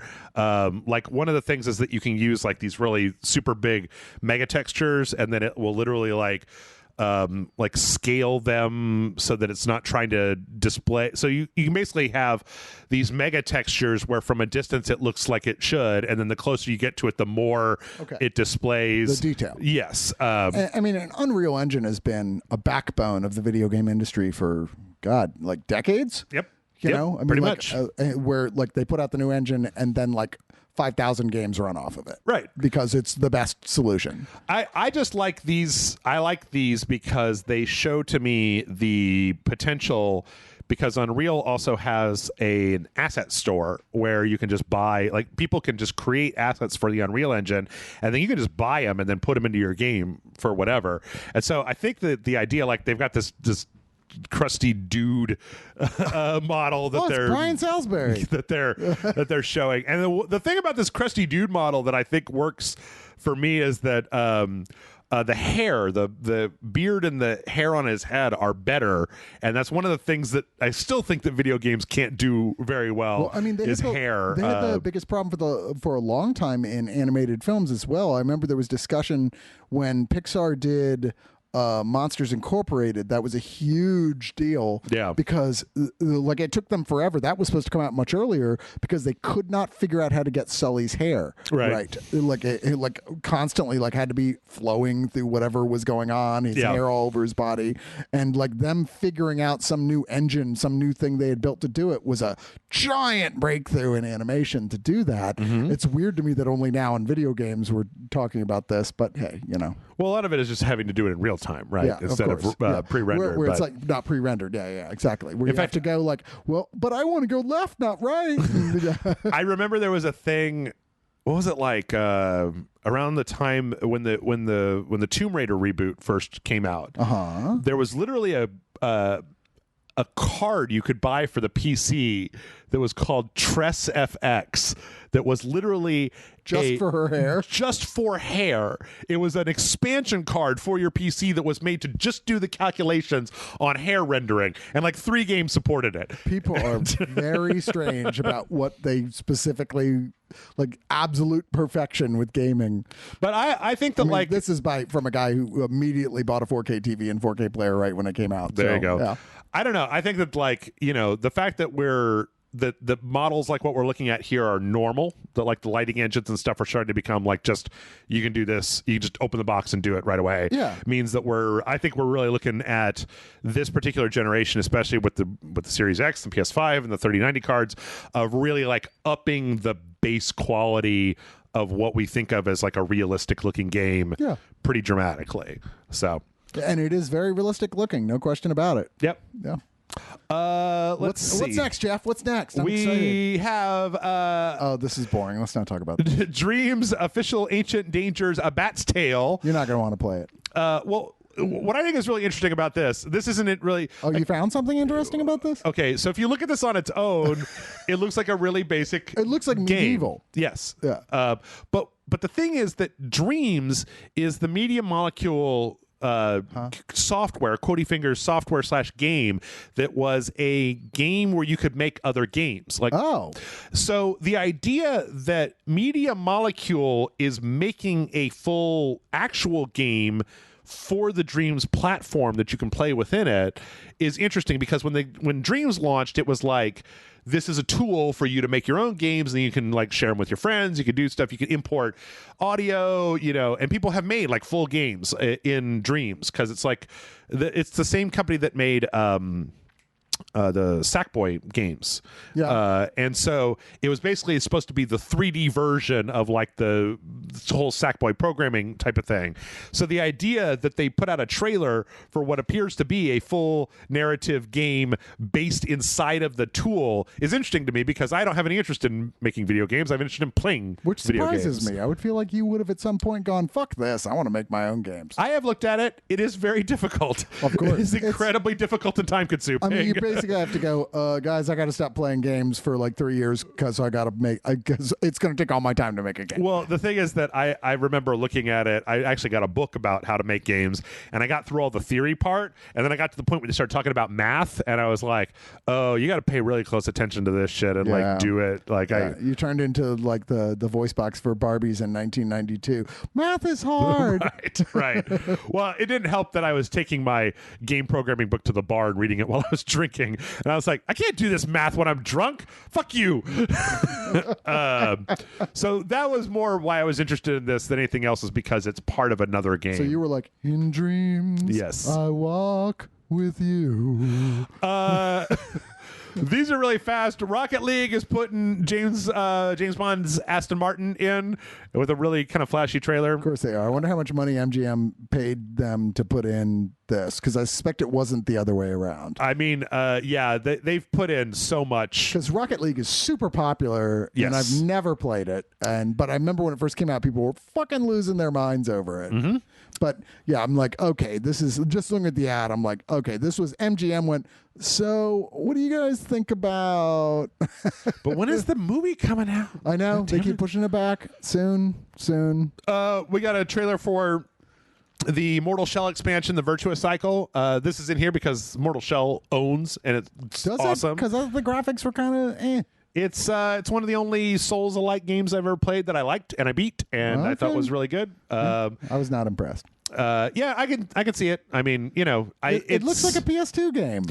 That's a bit much. That's a bit much. It looks like a PS3 game. You give me that. The thing is that it came out on the PS4 and the Xbox One, and then it's been ported to the Series X and the PS5. I was like, eh. Plus, they were like, with Dark Souls type gameplay. I'm like, oh, fuck this. Yeah.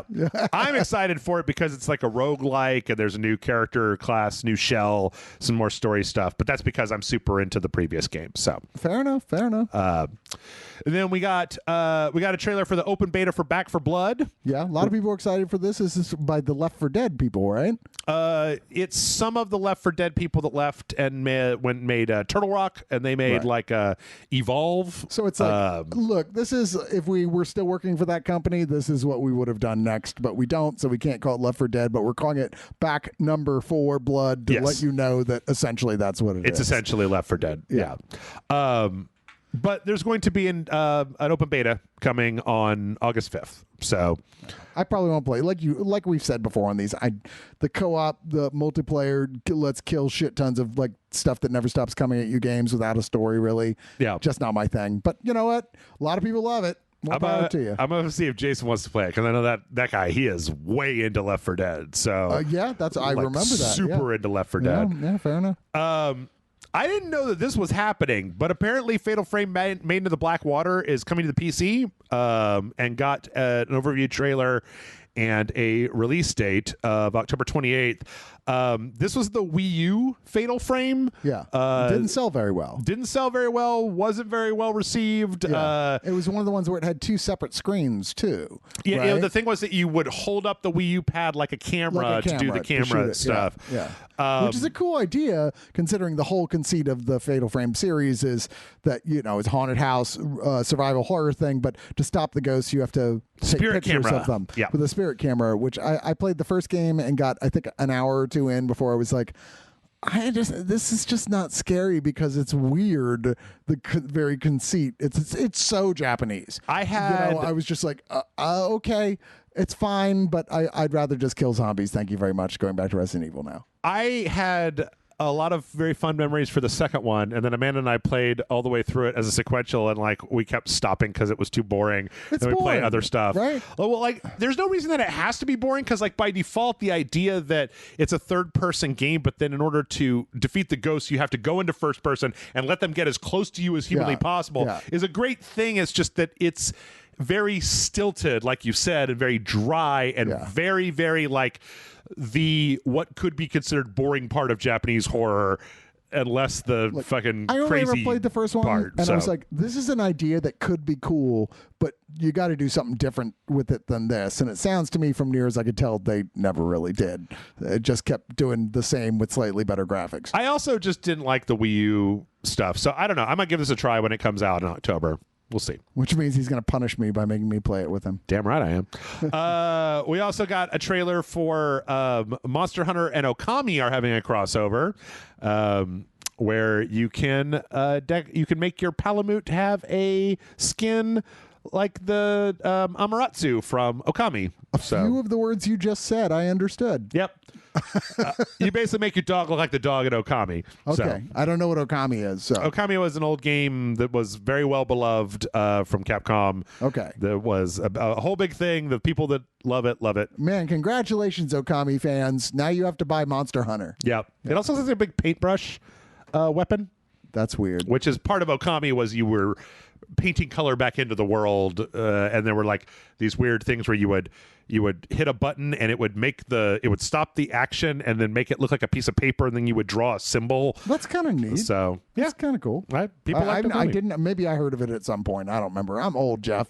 I can't. Sometimes I forget stuff I just did 30 seconds ago. I think they re-released it last year on the PS4 or a year before. I know we played it, and Matt was upset that I didn't absolutely love it. So yeah, Jeff. I don't know. I'm old. Sometimes I forget stuff I just did 30 seconds ago.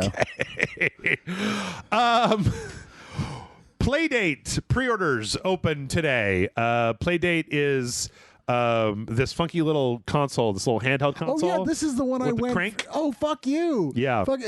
Time travel is possible because somebody came back from I don't know, the early '90s. It was like, we got it. We're bringing it into the future because this is dumb. This is dumb, and I hate it. Oh no, it's great. No, it's terrible. No, Jeff. it's great. Why is there a hand crank on the side of this? What 1 FPS black and white piece of shit little box?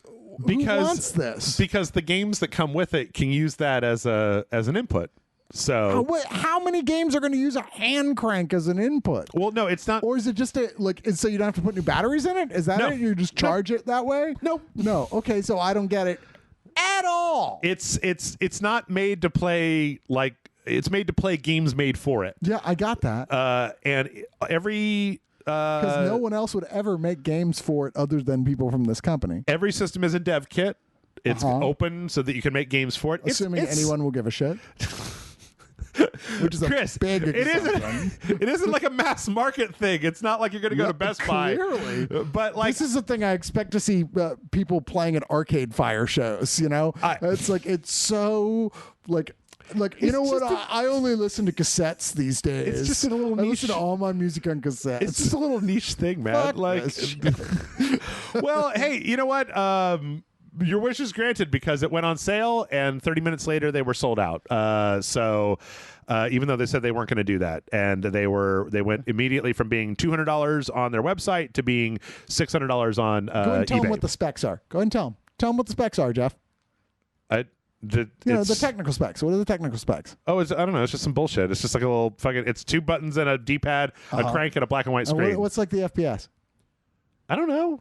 It said it on there. Does it? Oh, maybe I Wikipedia it because I was like, I can't believe this is the real thing. I don't know why you're so aggro about this thing, man. I was just like, why is this coming out? This makes no sense. The idea that it's just like this little thing for people that want something different than just the I don't get it, standard. Man. I just don't get it. It's like, hey, you want this thing that looks worse than the original handheld Nintendo, but you have to do even more work with it? Go ahead, here you go. Hell, it doesn't even self-charge with the fucking hand crank that you've got to turn. I mean, shouldn't that be a feature that you're like, oh, it's like has rechargeable batteries, and the games that use the hand crank recharge the batteries? That seems like that would be a selling point at one. I can't think of anything else, but that would be something. But no, it doesn't even do that, Jeff. Wow. All right. I don't like it. I don't like the guy who's selling it.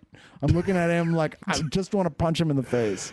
My God. I have strong feelings. Apparently, I was just like, hey, this seems like a cool little thing. I was going to buy one, but then they got sold out. So you can still buy them on their website, but they'll ship at this point in 2022. Yeah, sure they will. Which, yeah.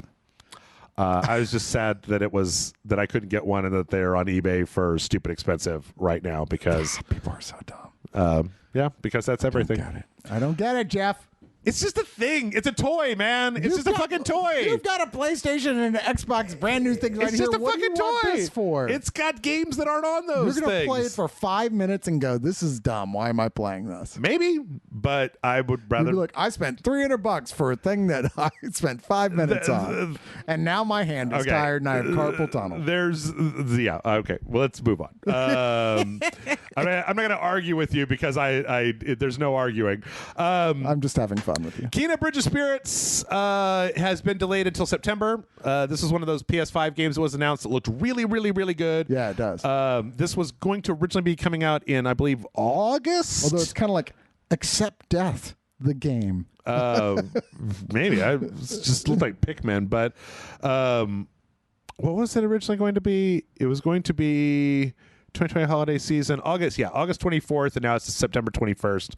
I mean, if you've been in the video game world, that happens things get delayed. Yeah. So, but all the ideas look really cool and the graphics look amazing, and I'm like, oh, this looks super fun. But when I start reading into the plot, I'm like, this is like kind of depressing. Really, it's like, oh, you have all these little sidekicks. Its job is to break down organic matter, like stuff. Yeah, it's like, wow, this is fucking weird. This is like a video game of those videos they have of like dogs decaying real fast. Yeah, I don't know. I want to play it though, don't get me wrong. Respawn is apparently hiring people to work on a new single player game, which is good news for everybody who wants to see something from Respawn outside of Apex Legends. Yeah, I know. I remember you were excited about Apex Legends. I was. I am not anymore because it's a battle royale game and I don't want to play with other people online. Fair enough. I didn't realize you were doing job board stuff here now. How much do they pay you to say this? What did I do to you, Chris? Nothing. I'm just fucking with you. I'm sorry. Jeff is very sensitive. I'm hot and sweaty and tired right now. I love Jeff very much, and he can do no wrong, but sometimes he's a little sensitive. And then last but not least, we got some interesting bullshit game stuff from the Olympics. There's this Russian shooter lady that everybody likes that's wearing like some Witcher gear. That was pretty fun. I thought that was cool. Yeah. Like, come out and support your fucking geekdom, man. Yep. I don't give a shit about the Olympics. I'm like, whatever. It's nothing against it. I just personally don't give a shit about them. It's just so weird. Like this one picture of her she's got this like eye patch for shooting that covers one of her eyes, and then like her eye and her gun. Like the whole thing looks really weird. She's going like it's like she's testing out some kind of medical gun or something. She looks like she's a character in an upcoming game. Yes, but not for that crappy little yellow gear shift system, whatever that is. Does she have like a She's hot. Like a magnifier lens on her She looks gaming like, eyeball. Okay, now does this look clearer or does this look clearer? Oh, yeah. Okay.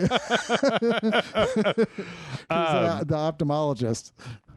Yeah. That gun though is like, yeah, that looks like that's not a real gun, is it? What the fuck? It's a target gun. Is it? Yeah. I mean, like I've seen. It's funny because I've seen her before. She's wearing in these other pictures. She's wearing a the little charm that Geralt wears around his neck. Yeah. But I've actually seen this lady before, Vitalina Batsarashkina, because I'm sure that's right. the internet is kind of obsessed with her with this one picture that came out of her shooting stance, where she has like her hand in her pocket. This one, I think, where she just looks like super fucking casual, and she's just got like one hand in her pocket and she's shooting with the other hand. Which is and weird because they teach you to shoot with one hand on the palm, right? Like you hold the one hand with the trigger and you have the other hand underneath it at the bottom of the gun is how the proper shooting position. You've never been to a shooting class, clearly. Oh, no, I have. I don't know if like target shooting is completely different. That's what I was going to say next. I was like, well, maybe that's just not the case with target shooting. I mean, you'd think it would be because it would steady the gun. Maybe she's just being a badass. I don't know. It's weird. I mean, she's like hot. She can do whatever she wants. And then there was nothing fun this week. So there was a thing where during the opening Tokyo Games ceremony, they played a bunch of video game music. Yeah, I thought that was weird. I thought this was a joke article at first because it felt too absurd. Yeah. I was like, no, they didn't. That's an Onion article. Come on, like they're making fun of the Japanese for liking video games. But no, it's absolutely true. Yep. There's a list of like 25 different video game themes that they played during the opening thing. And I'm like, I think that's awesome. Personally, I mean, it's part of the culture that's much more accepted in some ways. Like here, the fact that the bulk of our population loves video games is like a dirty secret. We don't like to talk about it out loud. I think it's weird some of the ones that they decided to put in here, like Ace Combat, like the plane game. Weird. Like maybe it had a really good theme. Maybe it did. I don't know. I'm really. Aren't the Japanese more into sort of like orchestral themes than American companies are? Yeah. Here's the thing. I'm real. People will be like, "Oh man, that game had great music," and I'm like, "Well, it didn't hurt my ears." That's all I know. Like, I don't know. I don't find myself like humming the music to games very often, unless it's like really a specific thing. Like Persona. So, well, yeah. I think that Persona is the greatest. I think that more games should make their battle music have lyrics because you hear it so often that the Persona battle themes, I just like know all the words to all of them. I was humming it. I wasn't happy about it. I was like, God damn it, get out of my head. The Persona 5 one? Yeah. I know the Persona 4 one more because I listen to it way more often. But I presumed that was the case. Yeah. So what? We got questions? We got time for questions? We got time for questions. We got about 20 minutes. So, okay. Chris, why are you such a communist? Marcus wrote in and said, hail Jeff, hail Chris, hail Dongacles. I recently finished the Mass Effect Legendary Edition. This has become my favorite gaming series in gaming history. I cried at the end of Mass Effect 3. I met great characters on this journey. Garrus is awesome as fuck, and a great narrative shaped by my actions that felt like I wasn't just playing a game. I felt an epic life experience that will stay with me. Have you ever had a game or series of games that made you feel like you were not just playing a game, but engaging in an experience that deeply impacted your life for the better? Keep being the classiest, awesome gaming podcasters on the interwebs in Dunkley's name, and that's from Marcus. Have you ever played a game that you felt changed your life? I don't know. I mean, gaming has been part of my life since I was a tiny little kid. Yeah. I mean, playing the first Pong system, which was out then with the fake wooden sticker. Sure. But we were super excited about it. We played the fuck out of it. And I've always played games, and there have been games I really, really, really loved, and game companies I really, really loved, and designers. But is there a game that I've thought about and stuck with me the level of something the way that my favorite movies or books have? I don't know. Mm-hmm. I mean, there are games I definitely were like, ooh, I look forward to going back and replaying them, but it's a different type of energy. Yeah. You know, I mean, there are games that the story are a little more involving than others, but I'd say maybe the Last of Us series, both of those games I really I definitely felt emotions during, and was like, I felt like the emotions they wanted me to feel, not the ones Jeff felt. And well, I thought you didn't like the second one, right? I'm not really the biggest fan of either one of them. But for me, they totally worked. I was like, I feel everything you're wanting me to feel, and it's getting to me. Like, sure. So I felt it, but I can't say I spent a lot of time afterwards thinking about it. So I don't know. I mean, hey, that's a great series that you like there, Marcus. I like that series too, but I can't say it made me feel anything other than, hey, this is fun.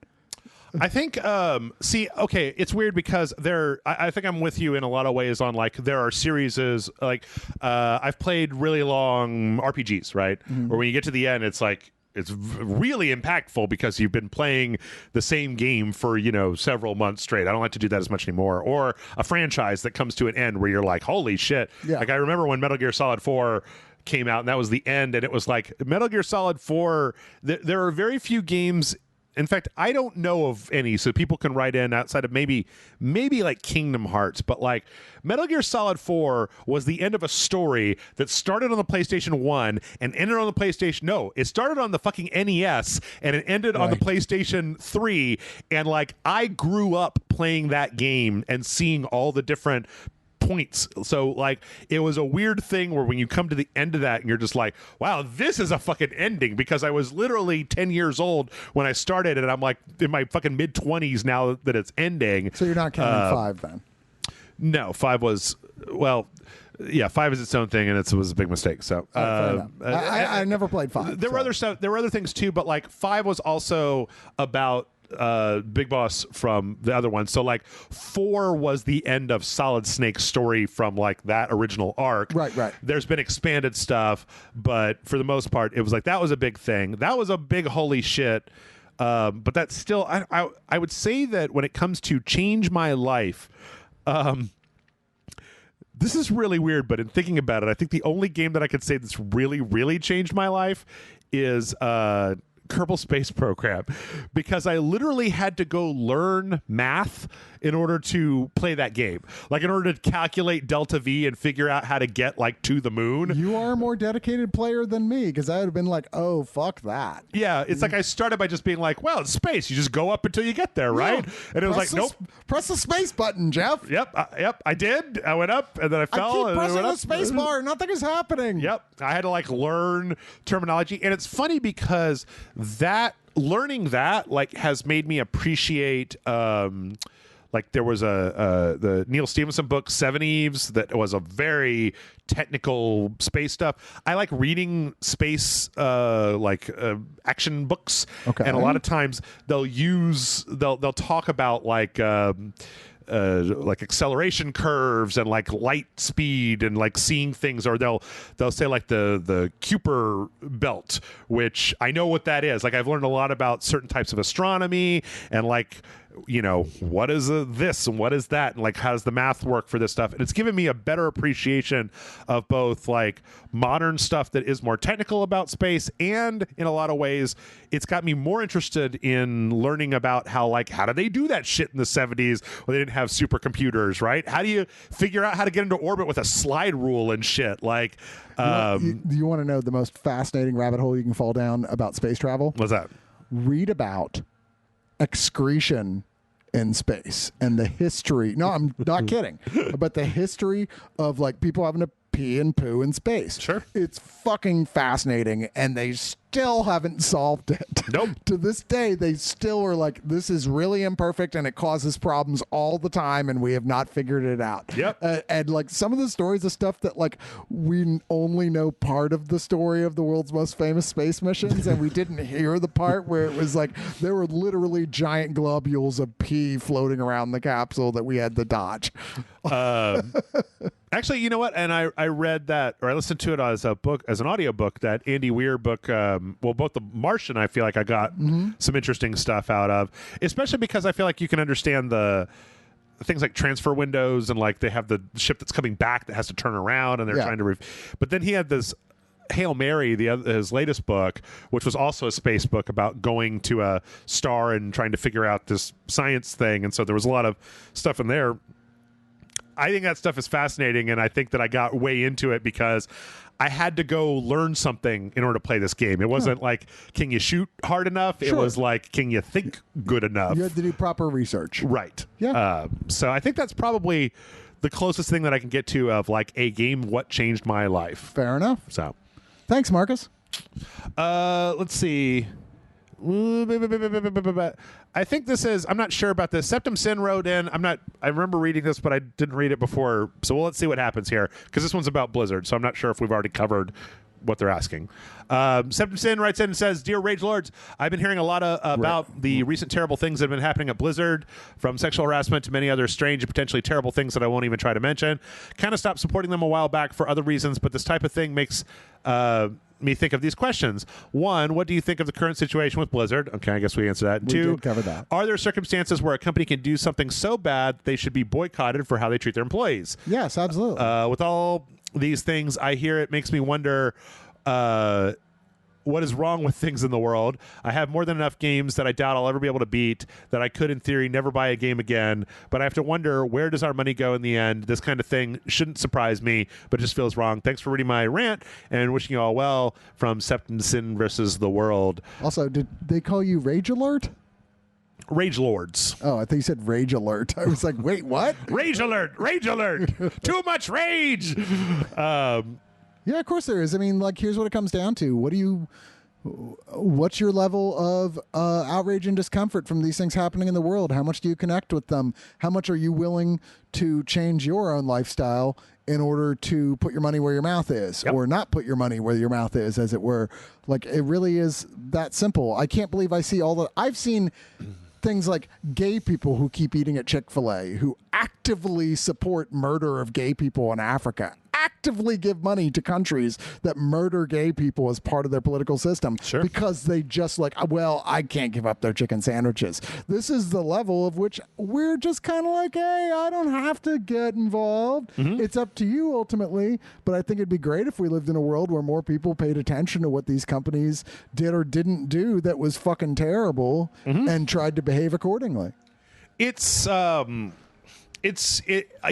comes down to your own, like, because one of the issues is, it depends on the level of, you have to think, I think you have to take it on a case-by-case basis, in that, like, people, I think crunch is terrible, right? But most of the video game industry crunches right now. So if I was to say, I'm going to boycott any game where they crunch, where they make their employees do crunch, Dude, the that would be butter Captain Crunch is great, though. No. So tasty. But yeah, I think that in general, well, I've been saying this since forever, is that the only real power that you have to affect change in the video game industry is to not pay for the thing. They're doing yard work, and my dog is protecting us. I was like, are we about to get killed? Is this going out live? No. You've just never heard my dog be scary before? No. Yeah, no. That was a scary voice. But I do think that this is the sort of thing where it, if you feel strongly about this, you shouldn't engage, you shouldn't buy their products, because the only way for companies, I mean, how many times you don't know, Chris, but I mean, I've been on this show so long saying the same thing, which is that, like, at the end of the day, Bobby Kotick does not give a shit about anything but money. Right? He doesn't care what bad things happen. For the most part, these companies, even the people that want to be good in them, but the higher up, the people that make the actual decisions, they care about money. So, like, it doesn't matter if you're mad at them on Twitter. It actually, honestly, doesn't probably matter to them with the people walking out, except that could lead to a bad situation where they don't get money. Like, for the most part, from what I've seen, most companies do not care what happens to people as long as the money comes in at the end of the day. Yeah. So if you can affect that, if you can say... you can affect that to some extent by spreading the information that's important. Yes. But you affect it much more by doing that and choosing not to purchase any of those products. Well, Yes, and I do think it is important to do both of those things, because if you disagree with something a company does and enough people just decide not to do the thing and then they just lose a bunch of money but they don't know why, then they may come to an incorrect conclusion about what they're supposed to do. Whereas if you're just like, I'm not going to buy Diablo 2 remastered because I think that Blizzard is a shit company, and until I see some change, I'm not going to buy anything from that anymore, then those two things together will send a message. The problem is that most gamers are that I don't know how many times I've seen gamers that are like, if you do X, I will never buy Call of Duty again, and then Call of Duty sells more than ever this year, and it's just like, because a lot of the time if you do X is a really dumb thing that most people aren't getting behind, to be fair in that case. But you will find that most of the time the stuff that actually drops sales is stuff like what's happening with Blizzard Activision. Yes. Where people are like, yeah, no, I'm not going to give them my money with that shit going on. Yes. Like a much significant larger proportion, you should be one of that proportion to step in and do that. And also, what are you spending your time getting upset about dumb shit for? Like, you can't kill yourself any longer in a game. That's dumb. Who cares? That was an artistic decision from that game company themselves. Sure. That's not something worth protesting. But real people being hurt because of the activities of a corporation is something you should be protesting. I 100% agree. And I think people should do that more often. Yeah, agreed. Which is why I'm no longer appearing on Rage Select again, because Jeff Sweat smelled like fucking snickerdoodle cookies, and I hate snickerdoodles. I haven't eaten a snickerdoodle in years, so I don't know where why that's coming from. It smelled like that, but it was disgusting. And you were the one who wanted a hug. Boycott Rage Select. You were the one who licked my neck. That's weird. It wasn't a lick. That's weird. It was more of a light kiss. Okay. Let's do some Discord your questions. Your balls felt like they were a little tight. Have you seen a doctor about that? What did I tell you about touching my genitals? Let's do some Discord questions and wrap this thing up.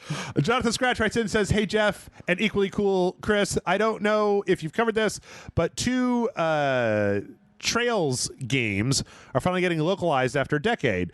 What's cool about this is that a fan group fully translated one and was working on the second when NIS said, hey, good work, want to do it officially, and then hired them for the official release. Pretty sweet, right? Why the fuck can't Nintendo be chill like that? Not really much of a question. I'm just stoked that the middle chapters of a personal favorite JRPG series are coming to the West. Stay cool and don't listen to Kingdom Hearts or Final Fantasy VII Remake piss babies and be okay, blah, blah, blah, blah, blah.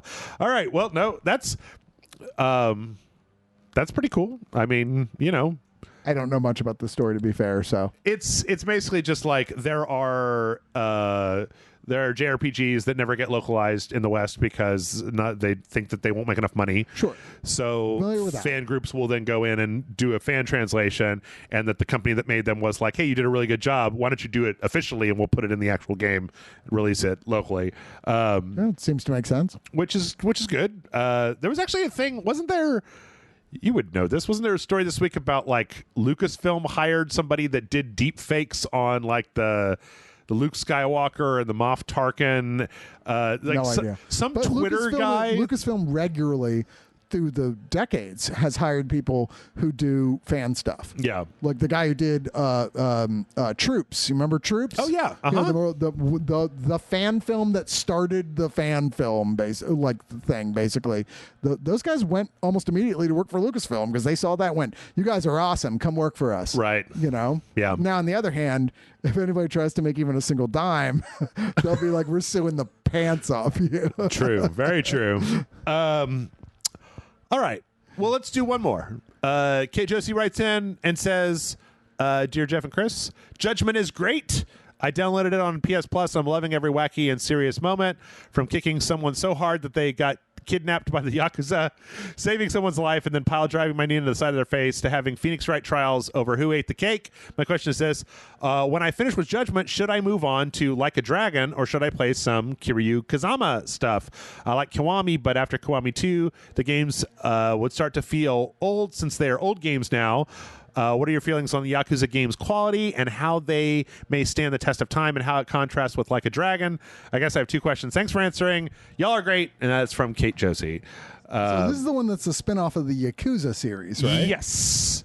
Okay, so I have only played that Yakuza game. You loaned me one of them at one point, and it was like sort of a remaster of one of the early ones. That would be Kiwami, like the first one. Yeah, where it was like, I mean, despite the fact the graphics look pretty good, it was still had that, the same problem you have if you go back and try and play like the first Tomb Raiders, where you're like trying to move and it's all like, you're rotating around and shit. It's just limited movement is what it came down to. I was like, oh, this doesn't move as comfortably as games we're used to these days. And there's a lot of weird, there's no barrier there. Why can't I go any further there? Which comes from, I mean, the Resident Evil remasters have to some degree the same issue. We're like, this feels weird. That like, even though it looks as good as it does, it feels strangely limited in terms of gameplay because it's modeled after the original game.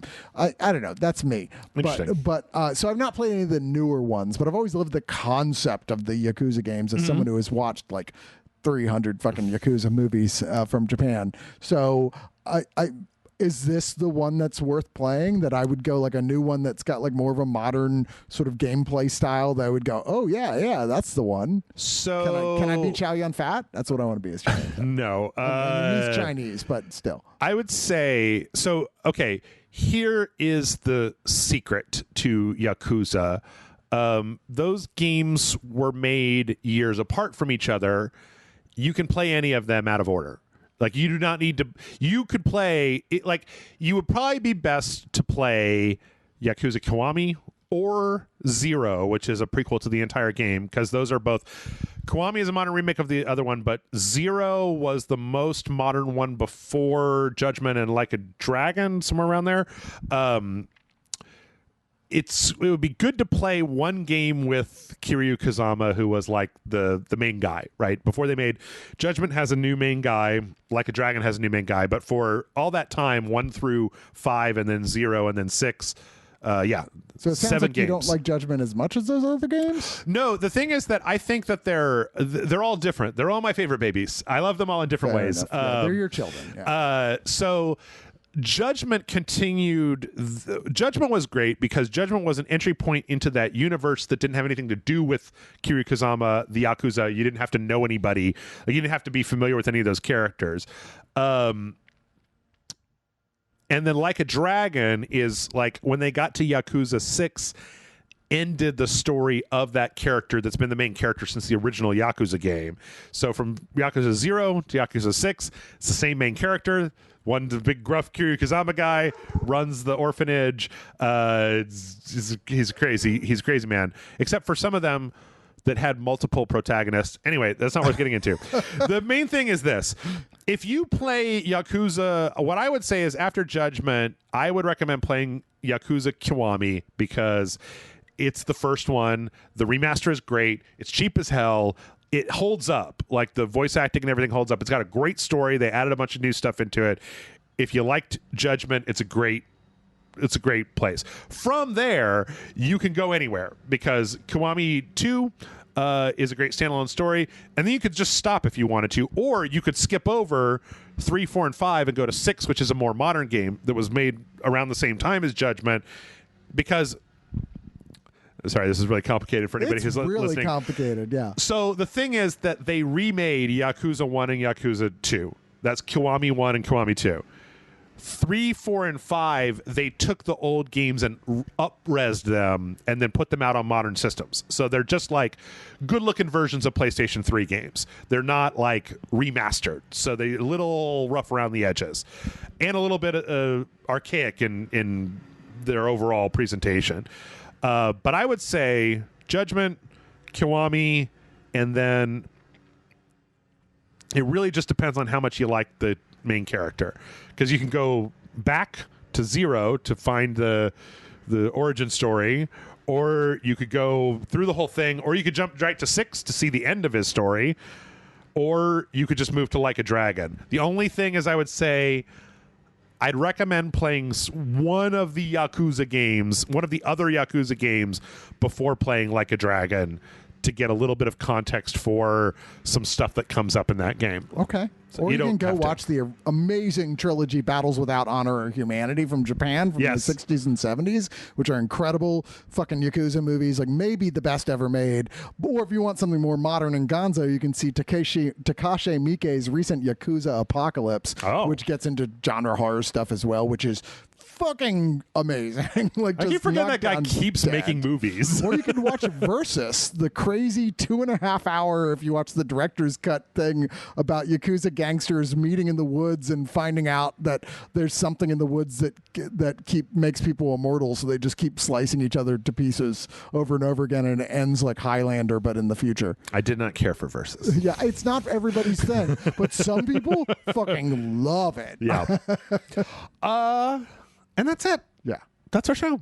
That's our show. Chris, tell the people where they can find you. I'm right here on your couch right now. No, I mean when you're not here on my couch. Sure. I'm at oneofus.net. We review movies and television shows, amongst other things, with a group setting.